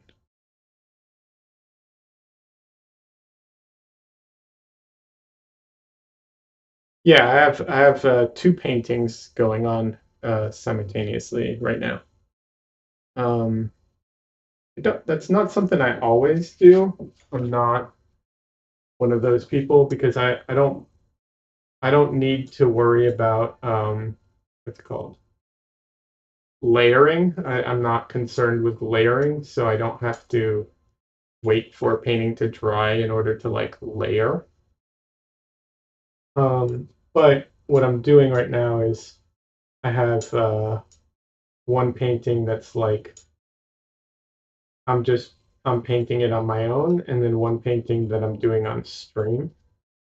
The reason for that is just because of trying to keep like the recording aspect of things consistent. Like I have this camera right now, whereas on the other painting I don't. So that's that's why they're very similar. They're family members type of thing. It's not a huge difference. And because I use the same palette for everything. I don't have to change much up, just clean up a little bit between paintings, clean the mixing area up a bit.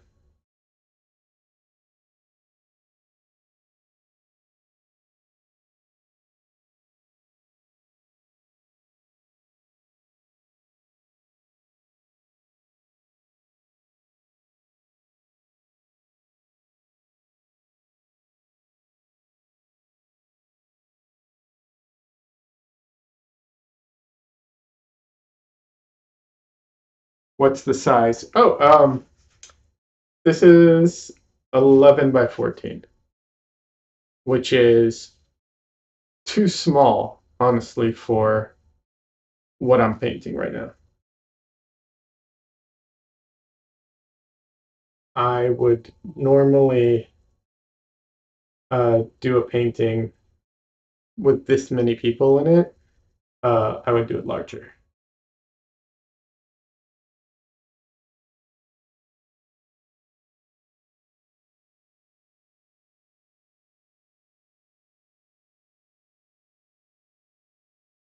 The reason I did it small was because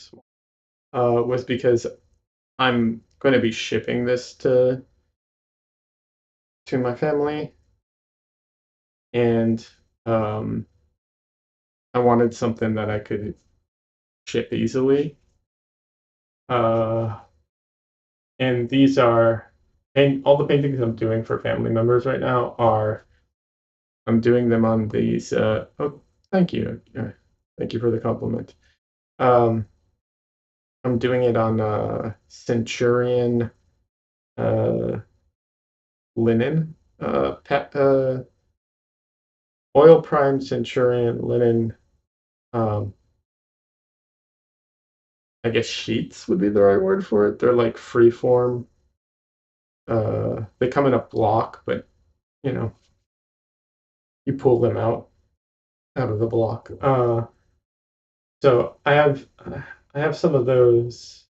Um, I thought it would be good, um, a good material to ship, because that way I don't have to worry about, it's not a hard surface, so if it gets slightly bent, it won't be a problem. I could possibly roll it up if I want to, so not a problem there. It gives me a lot of options, kind of thing. Um, yeah.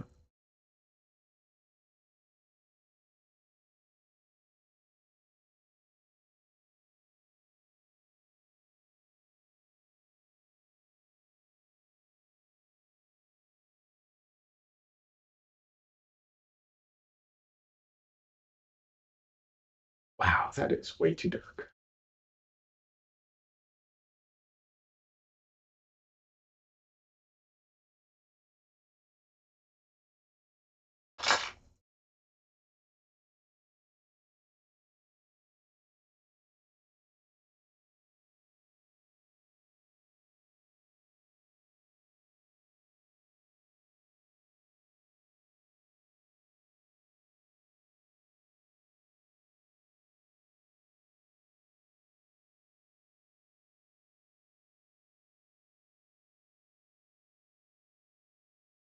That is also too green, but not a big deal.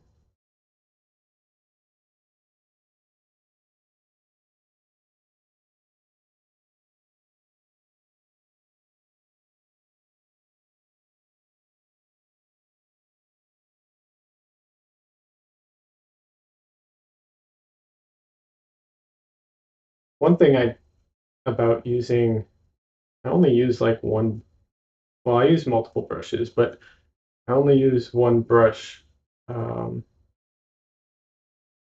regardless of the color. Like I use different brushes for size, not so much color. And definitely disadvantages to painting in that way.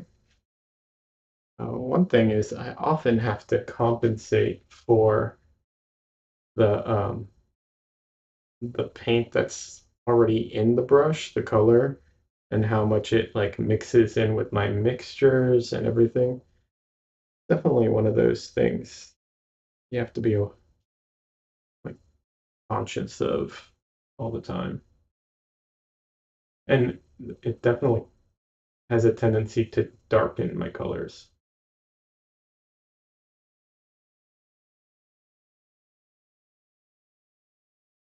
I tried painting with multiple brushes, like oh, what's his name? Draw Mix Paint on YouTube. He I can't, Mark something. I can't remember his name right now. He paints with multiple brushes. Um, and it's like, you know, he'll have his dark brushes and he'll have his light brushes and he'll even have like his warm brushes and his cool brushes. And that's definitely like a probably a better way of painting. Especially, it's definitely a cleaner way of painting. Um, I tried it, and I just kept mixing them up and getting them all confused, and um, so I stopped.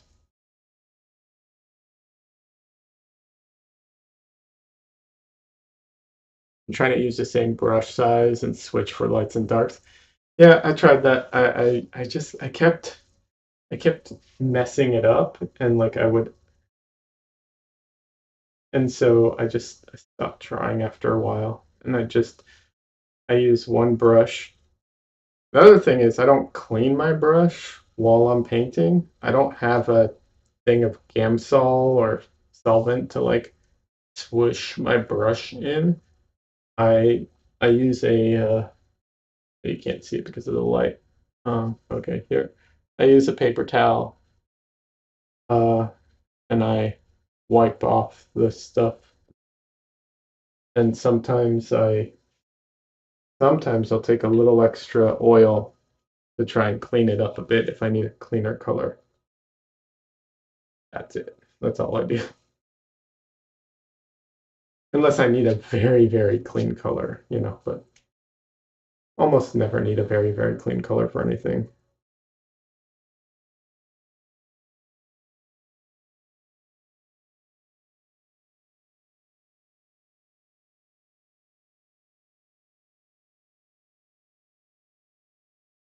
But I definitely go through a lot more white paint because it tends to uh, darken my colors, and so I have to keep adding white constantly to compensate. Whatever. I think that's also because I'm doing a lot of my paintings lately have been like very what's it called, light in color, like either desaturated or blown out. So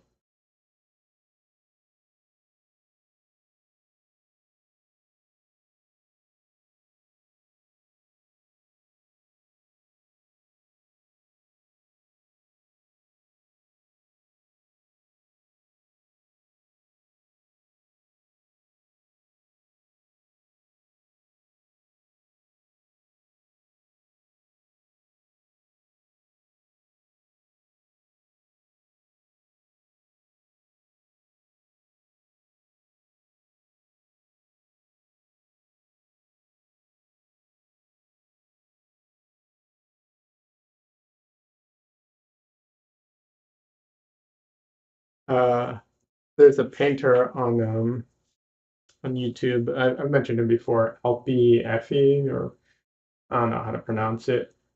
Oh, his paintings, like I watch his videos and his when he paints, his brush is so clean and his paintings are so clean. And that is not a bad thing at all. It's impressive. I cannot like it's, It's just impressive. That's all I got to say for it. I tried and realized that's probably not how I paint.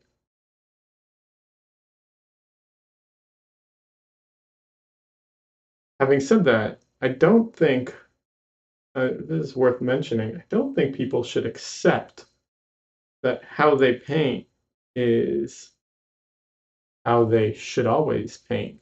And what I mean by that is, uh, if if I wanted to paint like him, like I wanted my style to be like him, I wanted my paintings to look like him, um, I would make a much bigger effort into having my uh, painting, I guess, practice, like the way I paint, be more like him. Because, yeah, I don't think we should limit ourselves always to like, oh, well, that's how I paint, that's my style. But it has to be, connected to what you want your paintings to look like. I don't feel like people should called, put a lot of pressure on themselves to paint a certain way unless there's a reason for it.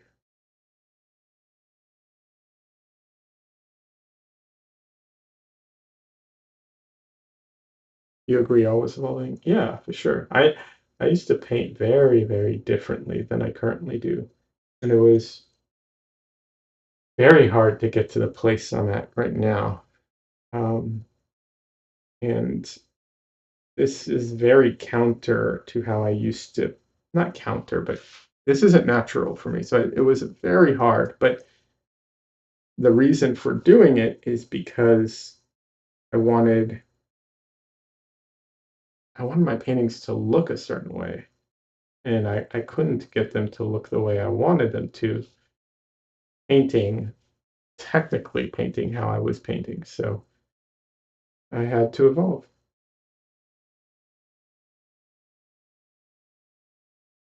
But I still can't do the brush thing.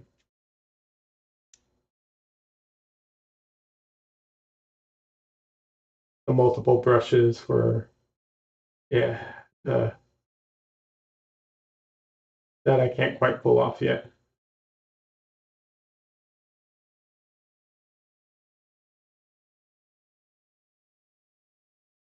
I've actually tried to lean into the, what's it called? Like, because I have a hard time doing that, I've leaned into it. And what I mean by that is I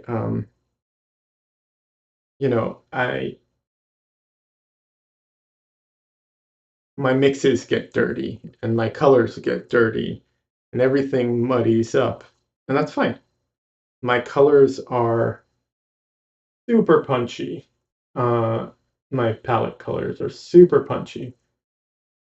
So I don't mind most of the time. I need to mix them up anyways.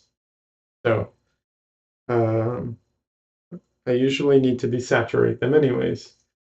And then when I want what's it called? When I want very strong, bright colors, I make an effort to clean my brush, or I take a new brush or palette knife or something like that, or just really thick paint, and I put down that color that I want. Even when doing a study or master copy, there was a point you quit trying to paint like anyone. It's me always doing it your own screwed up way. You're fine with that? Yeah. I do think master studies are great ways is a great way of learning to paint, just to not saying it to you just in general. Like people think copying is bad. Master studies are great. It's a great way of learning how to paint. And there's different levels of master studies you can do. Like you can do you know, you can do composition studies, you can do what's it called? Um, the word I'm looking for. Color studies. You can do just a quick master study, or you could try to do an actual replica of a painting. By the way, that is unbelievably hard. I don't know how forgers forge paintings, like make copies of it. I That is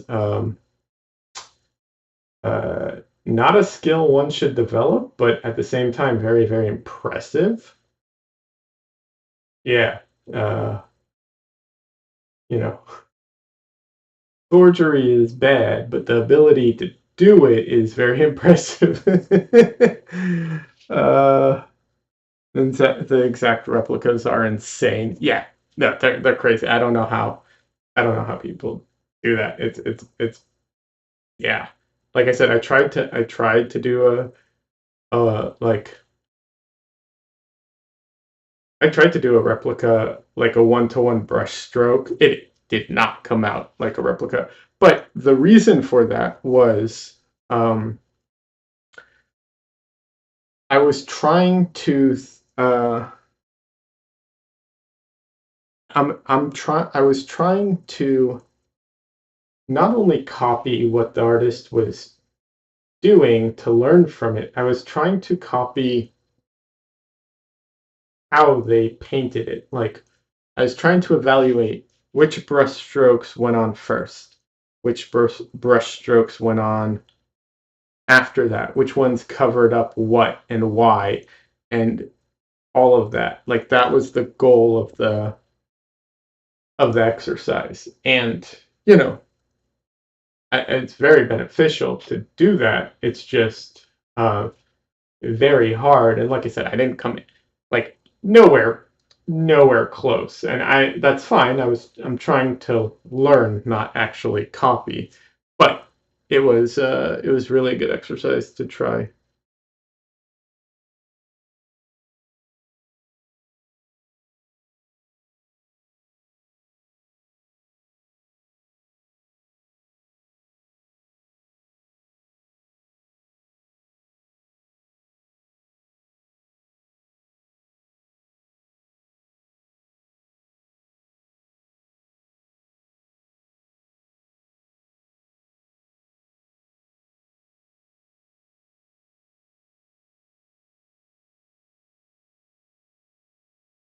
I will say this, when doing a master's study, I do think that unless you're doing like a composition study or a color study, but if you're doing an actual master's study, um, it's very good to try and do it at the same size as the original, even if you're just doing a part of it at the same size as the original. Meaning you chop out a bit of the painting, you know, digitally or whatever, and you do it that way. Because I've done master studies where I'm working small, you know, and the original painting is like multiple feet large, and it's like, yeah, no wonder I'm not getting the same look, or I'm struggling with certain aspects of it. It's like, well, yeah, the original is like, you know, 20 times the size of this little study, and you know, that's part of it. So I do think that's something that people need to take in consideration. And I mention that just because I suspect that a lot of people don't, you know, because that's kind of the way people operate, I've noticed.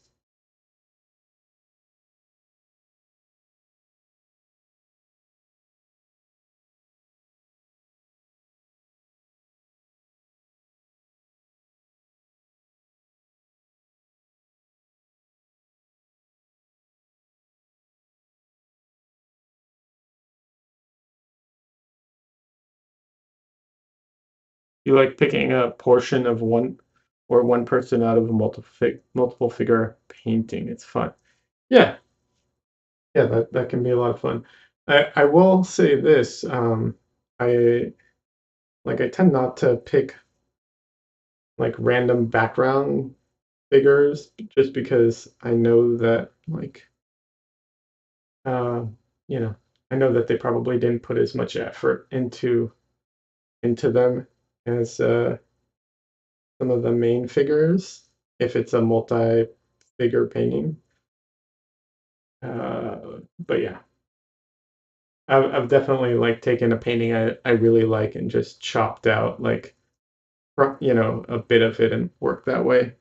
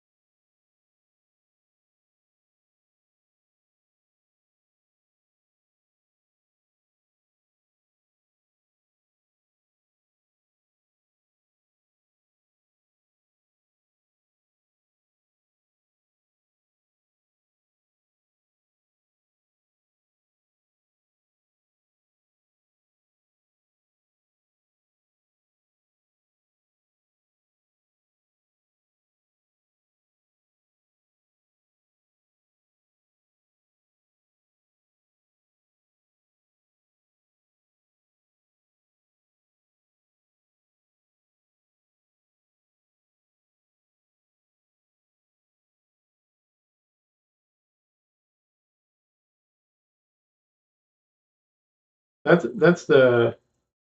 the problem working at this size. Every little minute change makes a huge difference, especially when talking about what's it called uh people and likeness. Like it does not take a lot to mess up someone's face. Um, we are so, as humans, we are so dialed into what people's faces look like that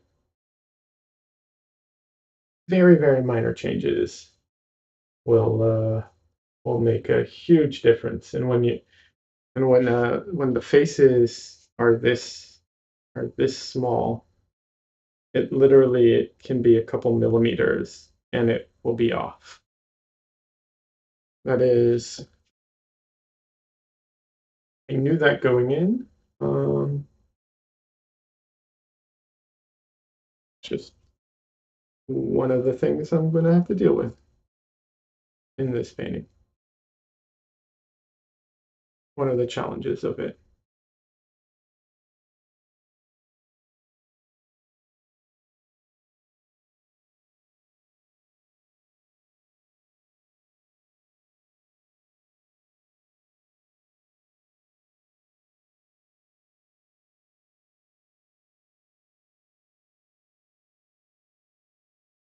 Yeah, small definitely has challenges. It is, it adds a lot of difficulty in some areas. Big has its own challenges, of course. I'm not, you know, not like one is always better than the other. Having said that, when it comes to um, people, I think keeping the what's it called? Keeping the head. I think I'm trying to remember. I think the goal is above life size is problematic. It's not undoable. It's not. I'm not saying you should never do it. I'm just saying when you start getting into sizes above life size, it has its own challenges. Um, but minimum size for like a portrait kind of thing is I generally would try for like a little larger than my fist for me personally. There's a Zorn painting in Sargent that shows hands with rings where they're just a dot of paint, but from a distance it reads with so much more detail. You love that. Yeah, I love that as well. That's one of those things that I am working towards that because I love that as well. In fact, I have a painting that's a little like that. And I say a little because, like within reason, but I can show you.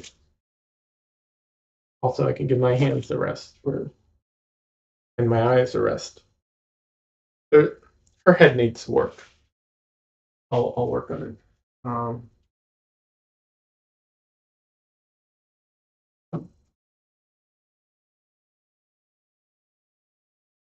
so this painting,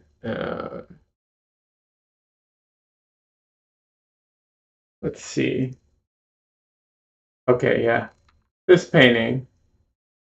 Um, you know, I don't know how well you can see it in this camera, but it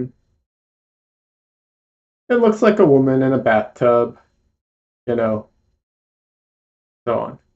However, when you see it, you see that hold on,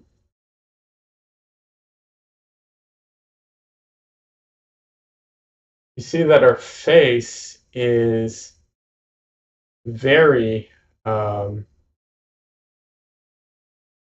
I'm trying to get the focus. I have manual focus on, yeah. Yeah, you can see like her eyes are not defined at all. Like it's just a mess. Um, but I feel like it really works. Now, this probably has more abstract aspects to it than like a Sargent painting.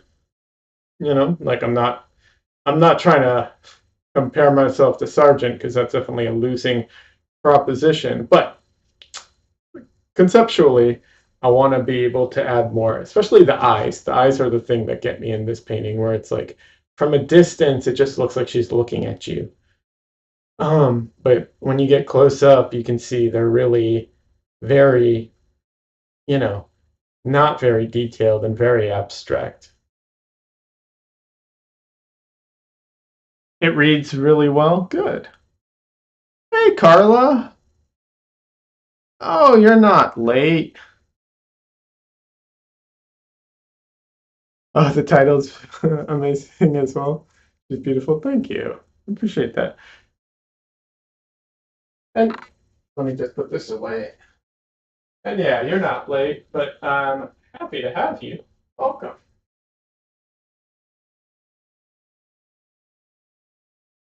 Okay, let me see something real quick. Uh, a little.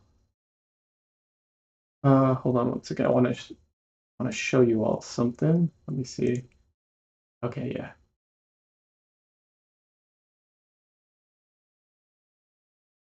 Okay. Hey everyone. I'm big for a second because oh,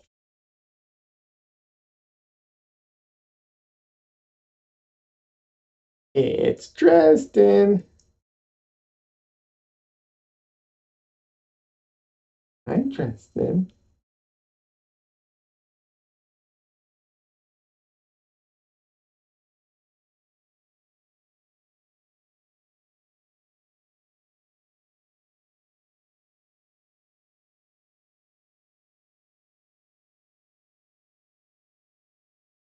He's he's very long. He's not. He's not that big. He's very fluffy. Aren't you, little boy? You're very fluffy.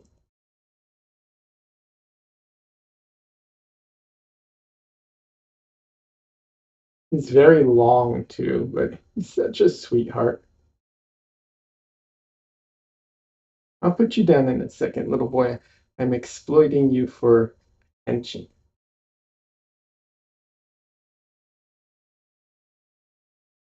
You see my camera? Don't attack it, but you can look at it. All right.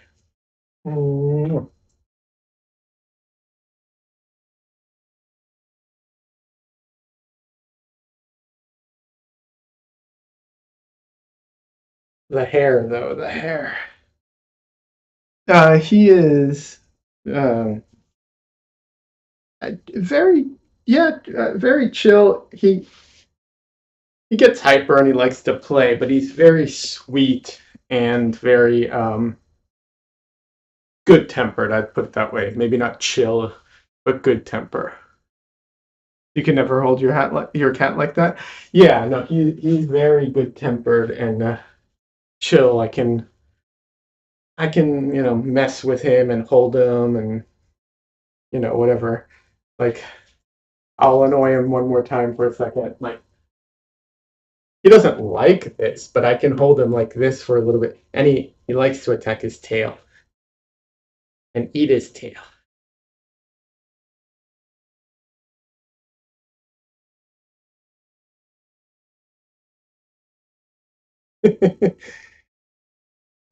He's so cute. We have three cats, but this is my like I don't know, I have a special connection with him over my other cats. Although I love my other cats. I'm not trying to say anything that I don't, but I don't know. Just that's how it is sometimes.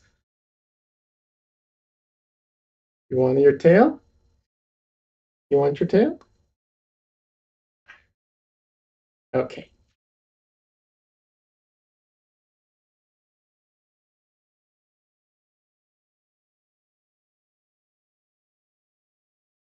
You want to hold him? Yeah, he's cute.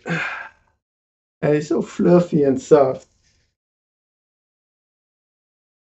So I don't take him for walks. He doesn't like to go outside. He gets scared.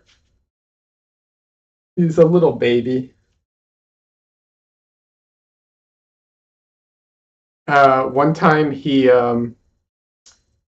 one time I opened the door to get a package and he saw a bunny outside and he darted outside, which he doesn't normally do, but he just darted out the door. And then as soon as he was on the like patio or porch or whatever you want to call it, he like stopped because he's like, "Oh no, wait a second, I'm outside." He was very like taken aback for a second, which was great because it gave me time to grab him. Yeah, I wish I could take him for walks. I wish I could take him in the car with me. I would take him everywhere with me if I could.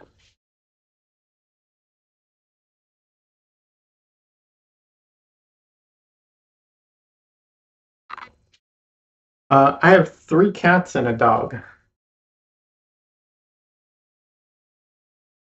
The dog's an Australian Shepherd. I think he's 9 now. And uh, like I said, two other cats in Dresden, so three cats overall. Yeah, it's a lot. Uh, we got him older though. Not Dresden, the Australian Shepherd. We got him when he was 7, I think. He was a rescue, so yeah. By the way, for anyone who has animals, um, sorry, I'm looking at my camera. I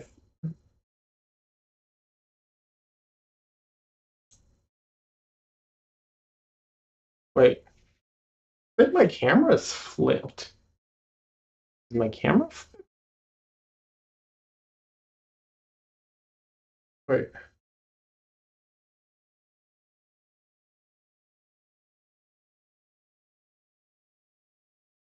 hold on. I'm trying to figure out my cameras for a second because it's uh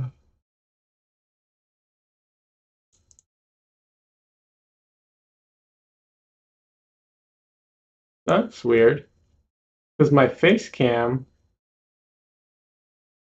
this is wait, this is my right hand. This is my left. Okay, yeah. This is the right way. And then my this one looks like it's flipped.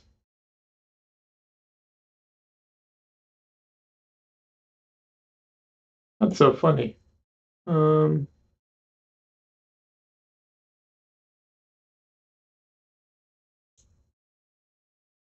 there we go. That's strange. Okay, cool. That's weird. Yeah. Um, oh, I was gonna say, nitrile gloves, nitrile, whatever they're called, are really good for removing hair from clothes. It just kind of bunches it all up, and then you can take it off. So for anyone who has pets, want to get rid of the hair, something I discovered.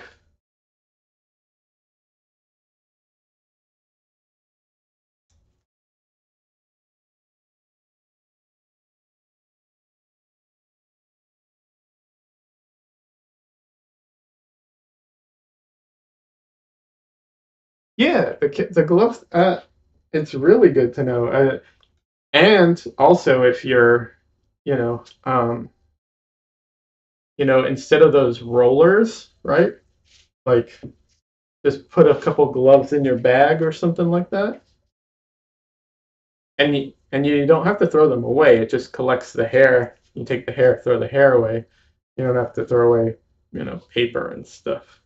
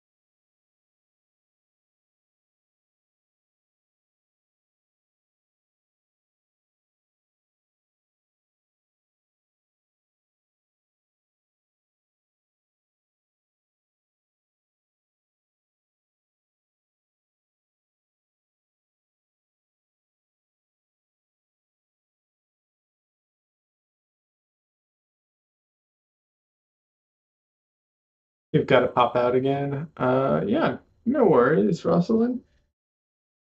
Everyone's welcome to pop back in and out whenever. I am not Nicholas Uribe. I will not finish this painting in this session. I am not that fast right now. So this will not be done tonight, just FYI. But yeah, uh, I will see you when I see you, and have a great day in the meantime.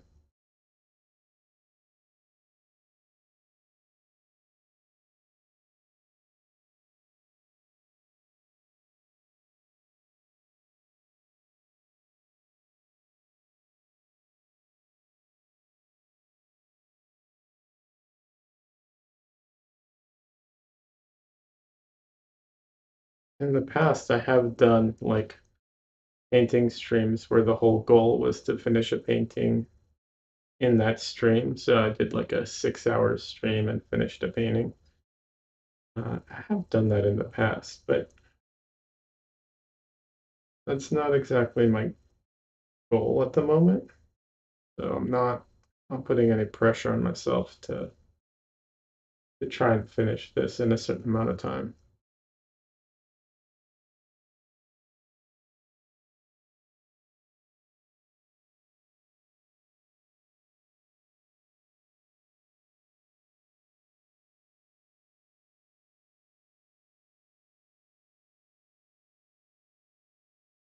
You appreciate each stage of the painting of this painting. Well, thank you. I mean, I definitely think that um, I don't know what I was going to say. Um, oh, I think I enjoy seeing paintings and their process. You know, as a painter, I definitely enjoy seeing how paintings come to be, kind of thing. That's why I think those, you know, YouTube videos or TikToks or Reels, whatever, any of those videos online, time lapses are popular.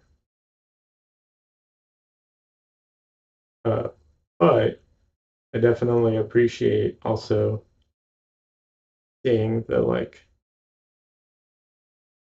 slower, more detailed aspect of it sometimes too. I mean, you know, what's it called? The time lapses are flashy and impressive, without a doubt. But you know, I also like the more slow, nuanced aspect of it. Um, yeah, and also I think when live streaming, like my expectation is not that that people. I think people do a lot of listening on live streams, and not saying they don't watch. I know that some people will, you know, they'll look up occasionally, but they'll also be busy with other things. I know that's how I consume a lot of live streams. So,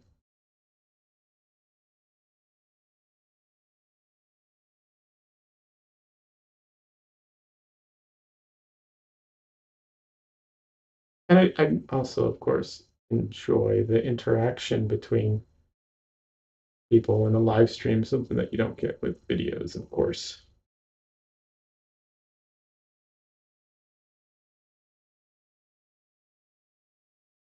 It was not still wet. Only thing that was wet was the light colors here and here. The rest of it was dry. So I used some oleo gel and um, what's what's it called? Oiled out. I used some oleo gel to you know wet it before I started painting on it.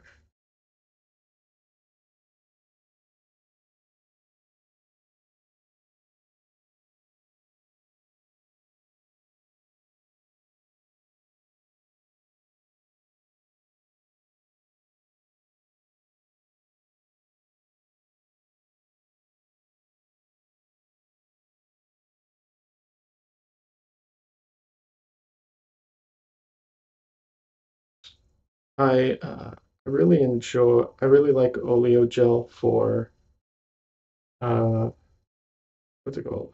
For re-wetting the canvas. And I also like it for late stages of a painting when I want thicker paint. Um, Not that it makes the paint thicker necessarily, but uh, my other mediums tend to make the paint thinner. Feeling, not this isn't in this isn't regarding uh, what's it called, fat over lean. This is just this feeling wise.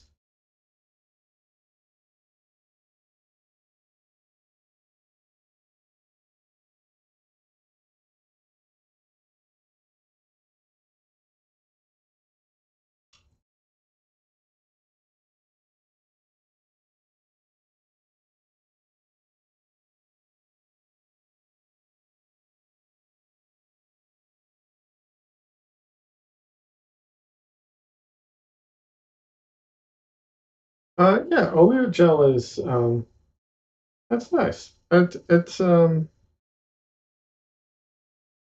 like it. It's very similar to Gamblin's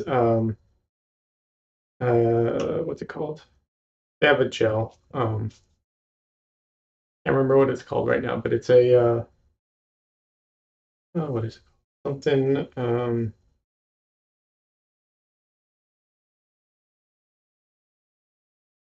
it's oh my god, why am I blanking? Anyways, Gamblin has a gel. It's very similar. Uh, I like oleo gel a little bit better.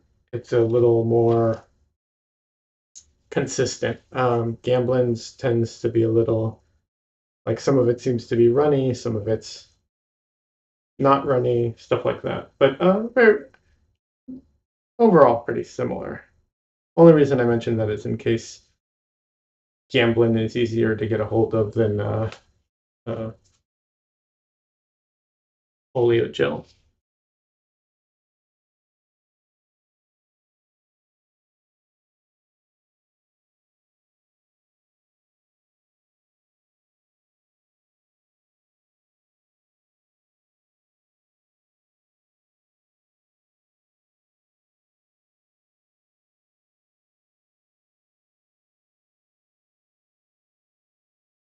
There's a little ridge here. You probably can't see it on this, but there's a little ridge here where the finger is that was created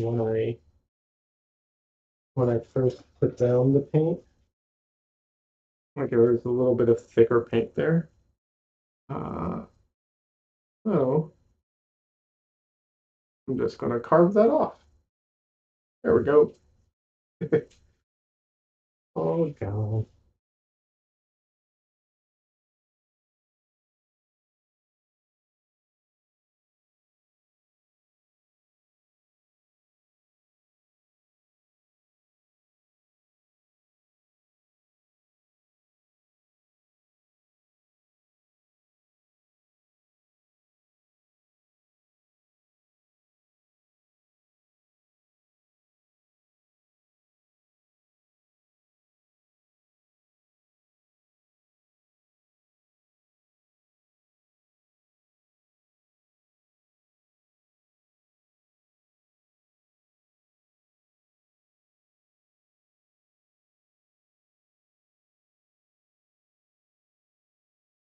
Yeah, when I first started learning oil paints, I tried, oh my god, I think I tried to try everything under the sun. Like anything that's I tried to try a version of it. Like I know I can't try everything, but like, different mediums, different what's it called? Different mediums, different paint, different just everything. Um, Brushes, all of it. Took surfaces. Oh my God, I tried so many surfaces. Um, it is so hard to like find the things that you like when painting.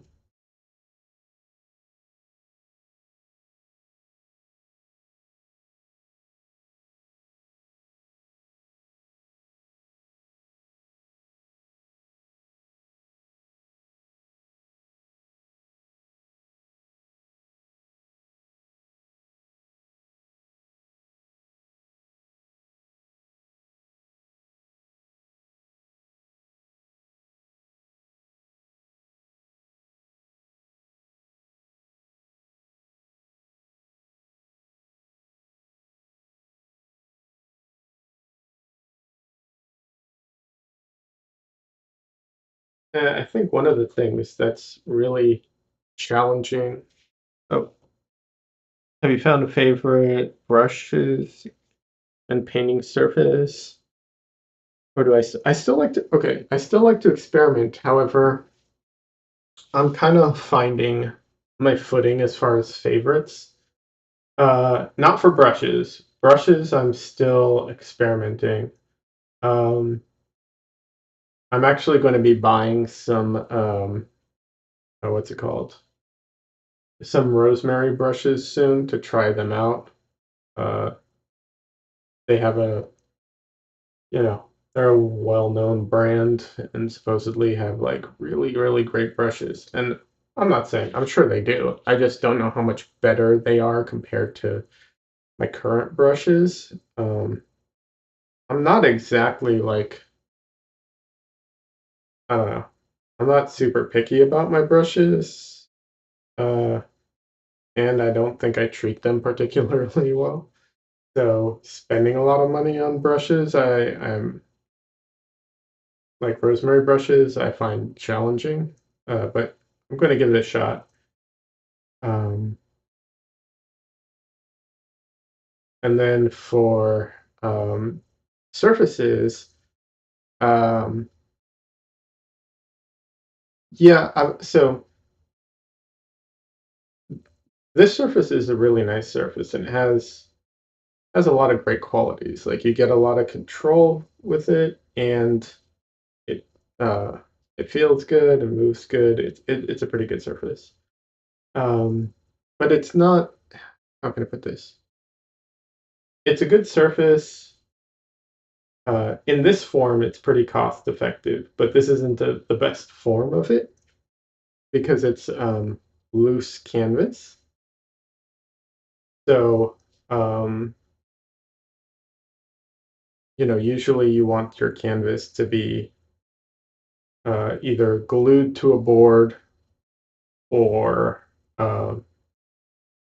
mounted up. You want it mounted either glued to a hard surface or um, stretch canvas. Loose canvas is not always the best, or maybe never the best. I don't know. It's got problems. Um, so this surface is very good and cheap. It's very not cheap, but cost effective in this form. However, if I want it to be in any other form, it's either much more expensive or yeah, it's from a canvas pad. So it's either what's it called? Either much more expensive or it's a lot more work because I have to like mount it and do all this, like buy rolls of canvas. Like, because look, buying good quality rolls of canvas, or in this case, it's linen, uh, which is also canvas, but you know what I mean. Um, and then mounting it, or what's it called? Not mounting it. You know, stretching it and all that. It's a whole ordeal, and I'm not really into doing that. Some people really love that process. It's part of the painting process for them. It's not for me. Uh, so, um, yeah, one second. I'll get the canvas pad. Yeah, it's this one, the Centurion Canvas Deluxe or whatever it is. It was like, I don't remember. It's 10 sheets and it was a little over $10 at the time. But, very cost effective. Um, yeah. Um, so I kind of I kind of bounce around on surfaces. I like the hardboards. I like yeah, it is a nice brand. I get the hardboards. I like what are they called? I can't remember what they're called, but all the different hard boards that are pre-gesso, those are all nice. Um, you know, there's what brand is this? It's, uh, oh, Da Vinci has some of these boards that have like dual textures. One's a little rougher, one's a little smoother. They're kind of I get them when they're on sale, or I get the Oh my God, what? Ampersand. Ampersand. I get those sometimes, but all of those I buy basically on sale. Ampersand. Yes, ampersand. Thank you. All of those I buy basically on sale. I will not. Um, I generally don't buy them if they're not on sale because it's expensive. So I buy what other things have I used? Oh, paper, um, or other kinds of boards or whatever. The thing is, like I'll use like thick watercolor paper or Yupo paper. But the thing is now what I do is for a lot of those surfaces, unless they're like the ampersand or something like that, which I think has a good surface like feel to it. But if it's like paper or something like that, what I do is I use a golden matte medium, acrylic matte medium, and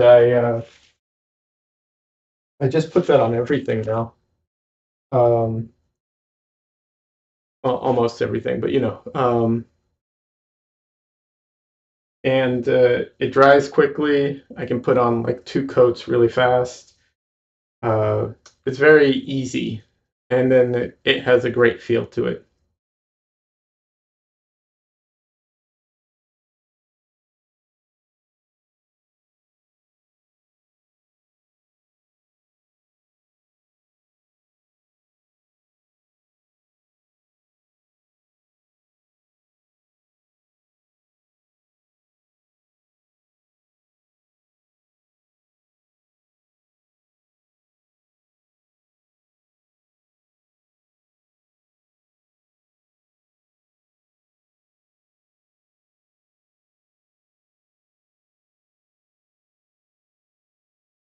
But I need to come back.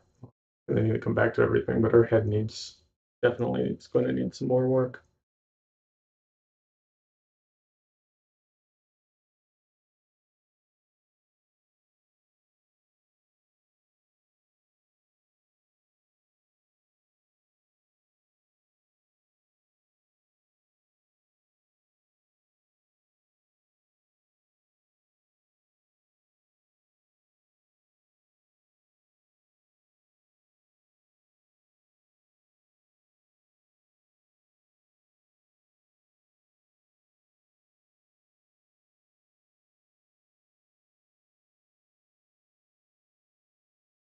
But yeah, that's been my go-to thing now is just using that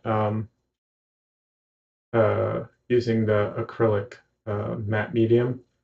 Sometimes I don't use the fluid one. I use the regular one. Um, but yeah, I like how that feels. It's very smooth, but it's not overly smooth, in my opinion. Of course, I've also painted on Yupo, so Yupo is definitely overly smooth. Um, so,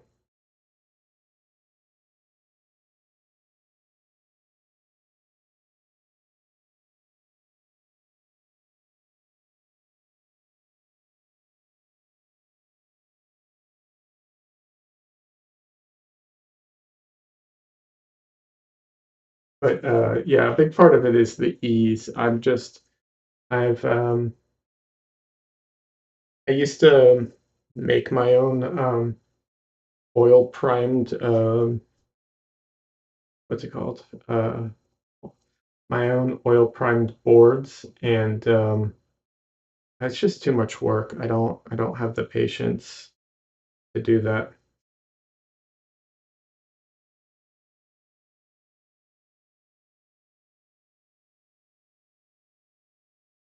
Well, so the great thing about working on a smooth surface is you can create your own texture as you work, um, but the surface is smooth. And uh, that. And what I mean by smooth too is worth noting is just um, the paint goes on much smoother. Sometimes it's easy to like take paint off because of how smooth it is. So if you have a very stiff brush, it'll actually just take paint off. Um, but yeah, the what's it called? It, it doesn't feel like a dry surface. It doesn't feel like it absorbs a lot of the paint. That's one thing. That's another thing too. Very smooth painting surfaces will they won't sink as much because the oil isn't absorbed by the surface, so it doesn't sink as much. Like here, let me show you. Um, it also what's it called? Um, it also retains the brush strokes a lot more. So if you want to make a smooth painting, ironically, one second. Ironically, if you want to make a smooth painting, a very smooth surface is actually less good for it. This painting, you can see just like the brush strokes and how much it like retained, and also how glossy it is. This is not what's it called? What's the word I'm looking for? Oh my god, my brain is not working tonight. This isn't varnished. Look at that gloss. It's not varnished. Um, but the reason is because it's Yupo, and I don't have any earth tones, I think, so it doesn't. So there's very little sinking, and not no sinking. There has been some, but it's still pretty cool. Yeah, so glossy, and you can like you can see just how much of the brush strokes were kind of retained um, by. Let's see if I put it to the side.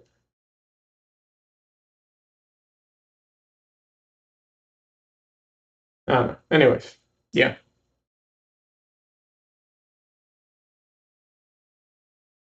Only thing is, I don't know how archival UPO is. So, oh, thank you very much. I appreciate that. So UPO will yellow over time, especially with sunlight exposure. However, I don't know if it's covered in oil paint, if it will still yellow, because um, the light isn't exactly getting to it at that point. So I don't know.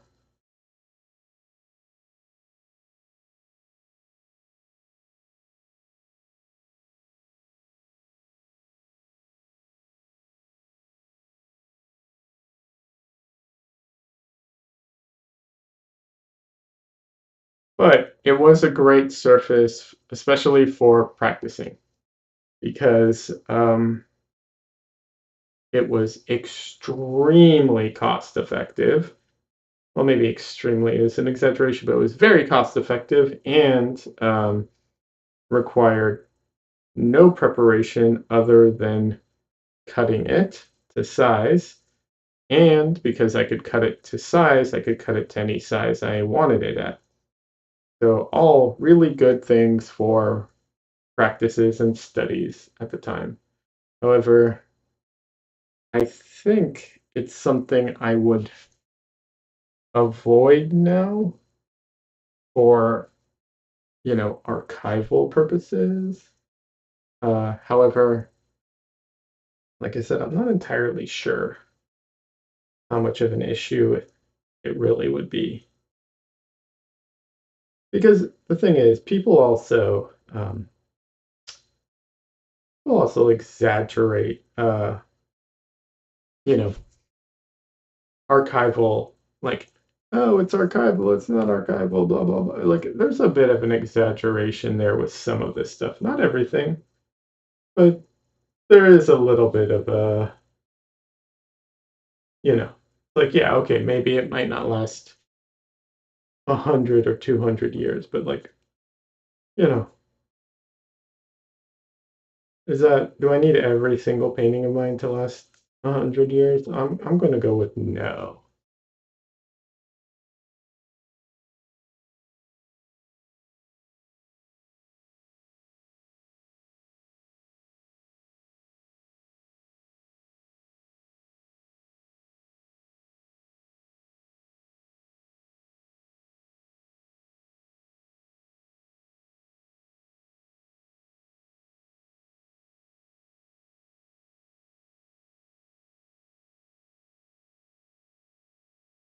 You agree 100 years maybe not so important? I mean, you know, I heard a painter, there's a painter on YouTube, I can't I don't know that Stefan Bauman. I don't know that I'd take or listen to all of his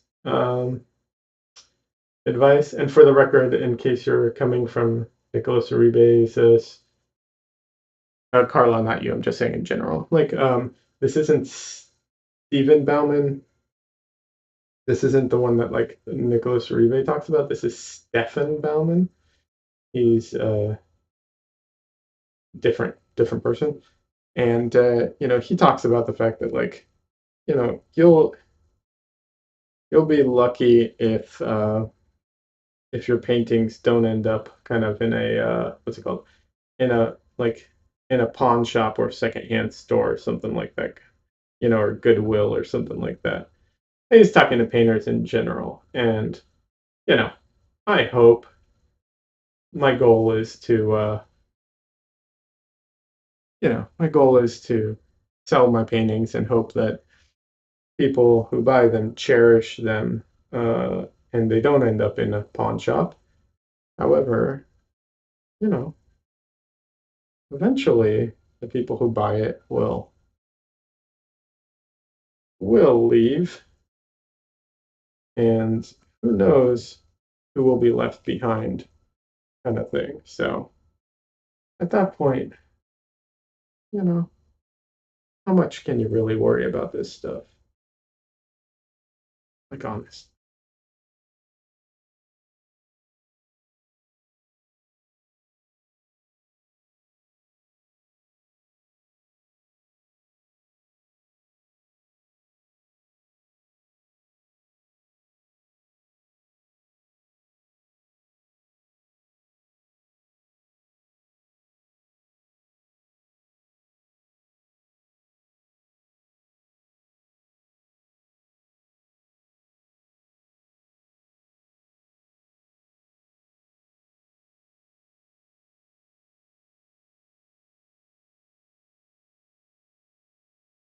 Having said that, I'm still going to probably avoid you both.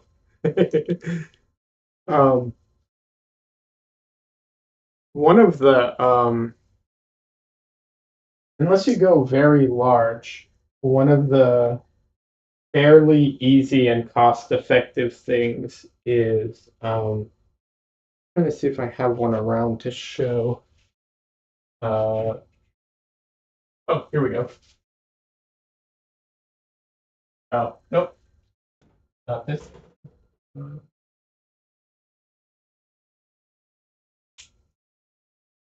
I can't find it. Anyways, aluminium,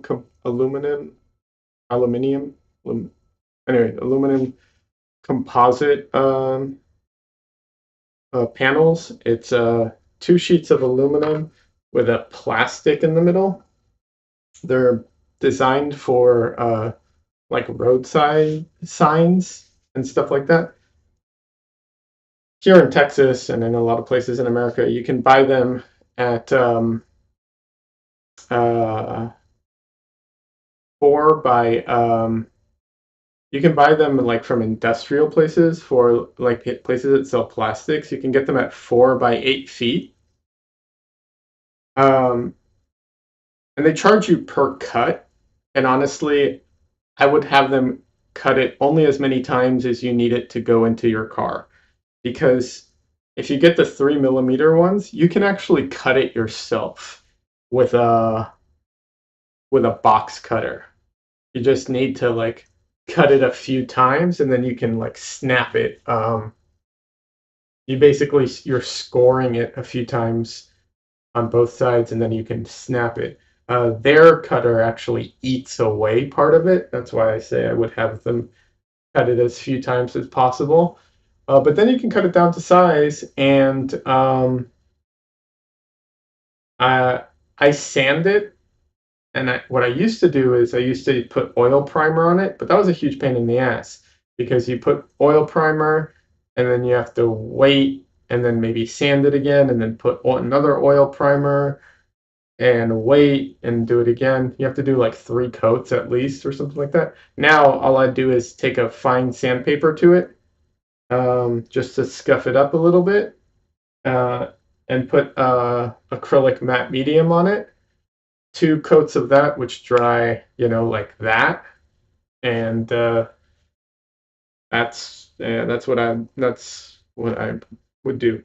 But you can't go too big with those because they get wobbly, unless you go with a thicker size or a better frame to it. But you can easily get up to like 20 by 20 kind of sizes. Like that's not a problem. It's like when I have a painting on one that's like 20 by 30 and it's a little like wobbly. It sounds like a piece of metal that goes wop wop wop wop kind of thing when you move it around. Yeah.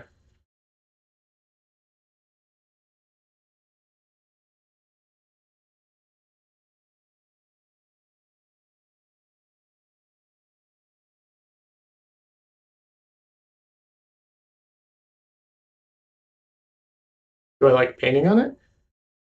This is the thing. I like painting on acrylic matte medium, and I put that on.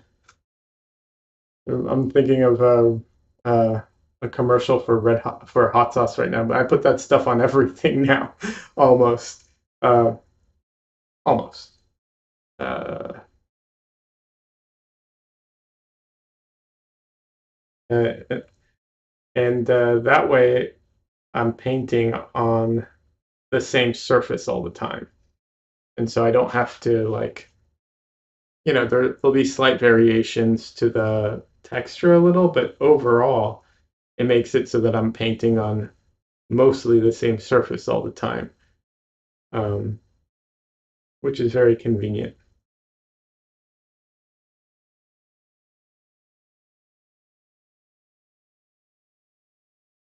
But it doesn't feel like once you like, yeah, that way I know what to expect. But yeah, that's the thing. It's not any different than like painting on a wood board kind of thing.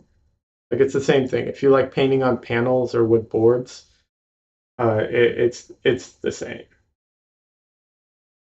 After you've prepped it and everything, yeah, there's no real difference.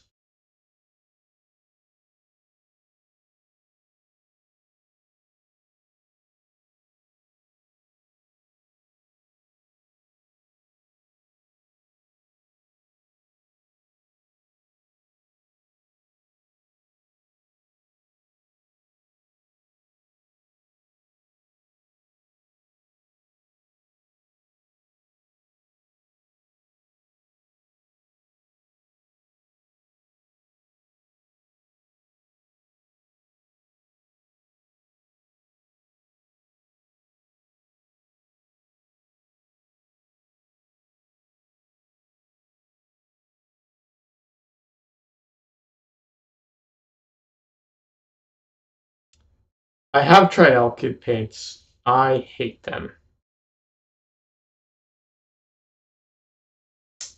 Yeah. So the Alkyd paints I have tried, though, to be fair, were not great quality, and the colors were very difficult to work with. Having said that, the part that that all that aside, one of the things I hated about them was how quickly they gummed up on me. Um, and that has nothing to do with any of the things I just mentioned. That's the Alkyd in it, doing that, because I've used Alkyd mediums before, and I hate it. I hate it gumming up on me like that. Like it's so I don't like painting on that. I don't like that surface. I don't like it. I don't like the feel of that when it does that. Um, yeah, I don't enjoy it. If you want your paints to dry much faster, and I get it. I personally don't. So, um, also, I don't know what the advantage of using Alkyd paint is over using regular paint with Alkyd medium. Like, because I tend to go for, um, I like flexibility in my stuff and my painting supplies.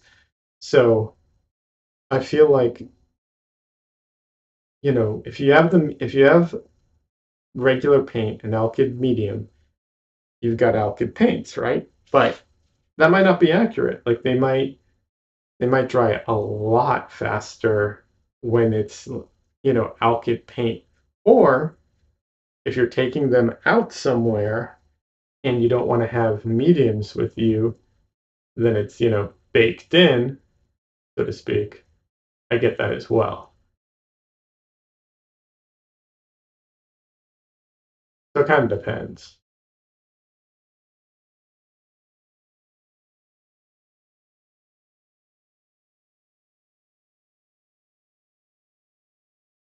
I can show you the painting I did with Alkyd paint if you want. I don't think I've shared it online. Um, Definitely haven't posted it on my socials yet because I haven't had a chance to run glaze on it. Um, so I haven't shared it yet.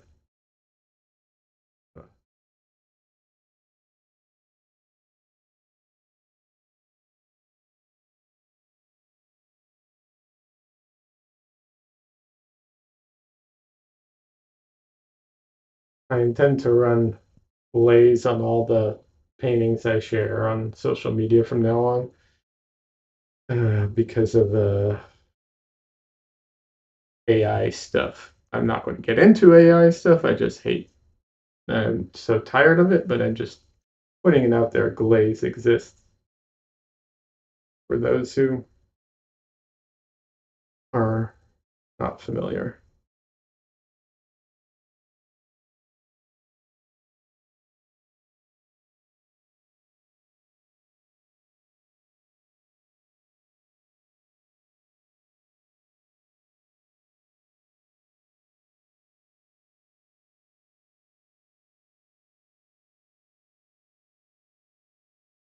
We'll say this. I think I'm getting to the end of my. Uh,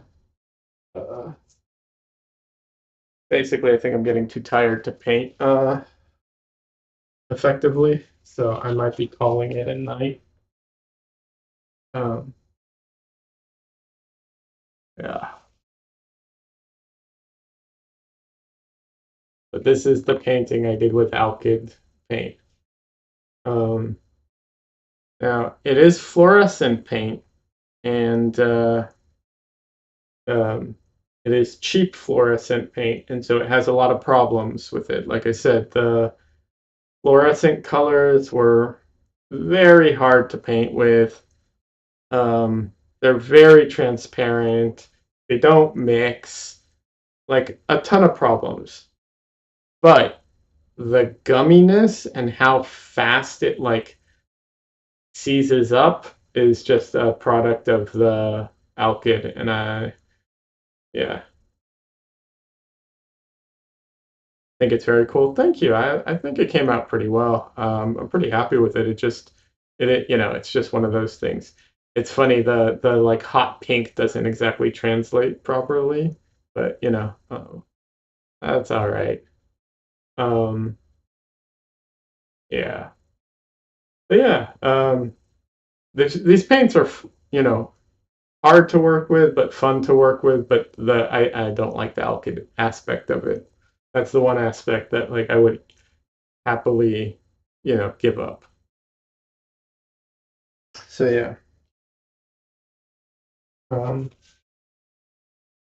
yeah, it was a fun experiment to try them out. Yeah. All right. Uh, yeah, I think I've hit my limit for tonight. Oh yeah, happy to share. Thanks for hanging out with me. I appreciate the company. It helps me, you know,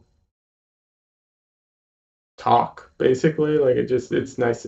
It's great connecting with people. I like streaming for that aspect of things. But it's also good because if I don't have anyone to talk to, I'm just like quiet by myself, which, is fine. It's not the worst thing in the world either. So, but yeah, thank you for hanging out with me. I appreciate it. And for anyone watching the stream after the fact, if that is a thing, thank you all for watching. And yeah, I'm going to call it a night now. So have a good night. I will be streaming on the weekend, uh, either Saturday or Sunday. I haven't figured out yet, but I will post about it.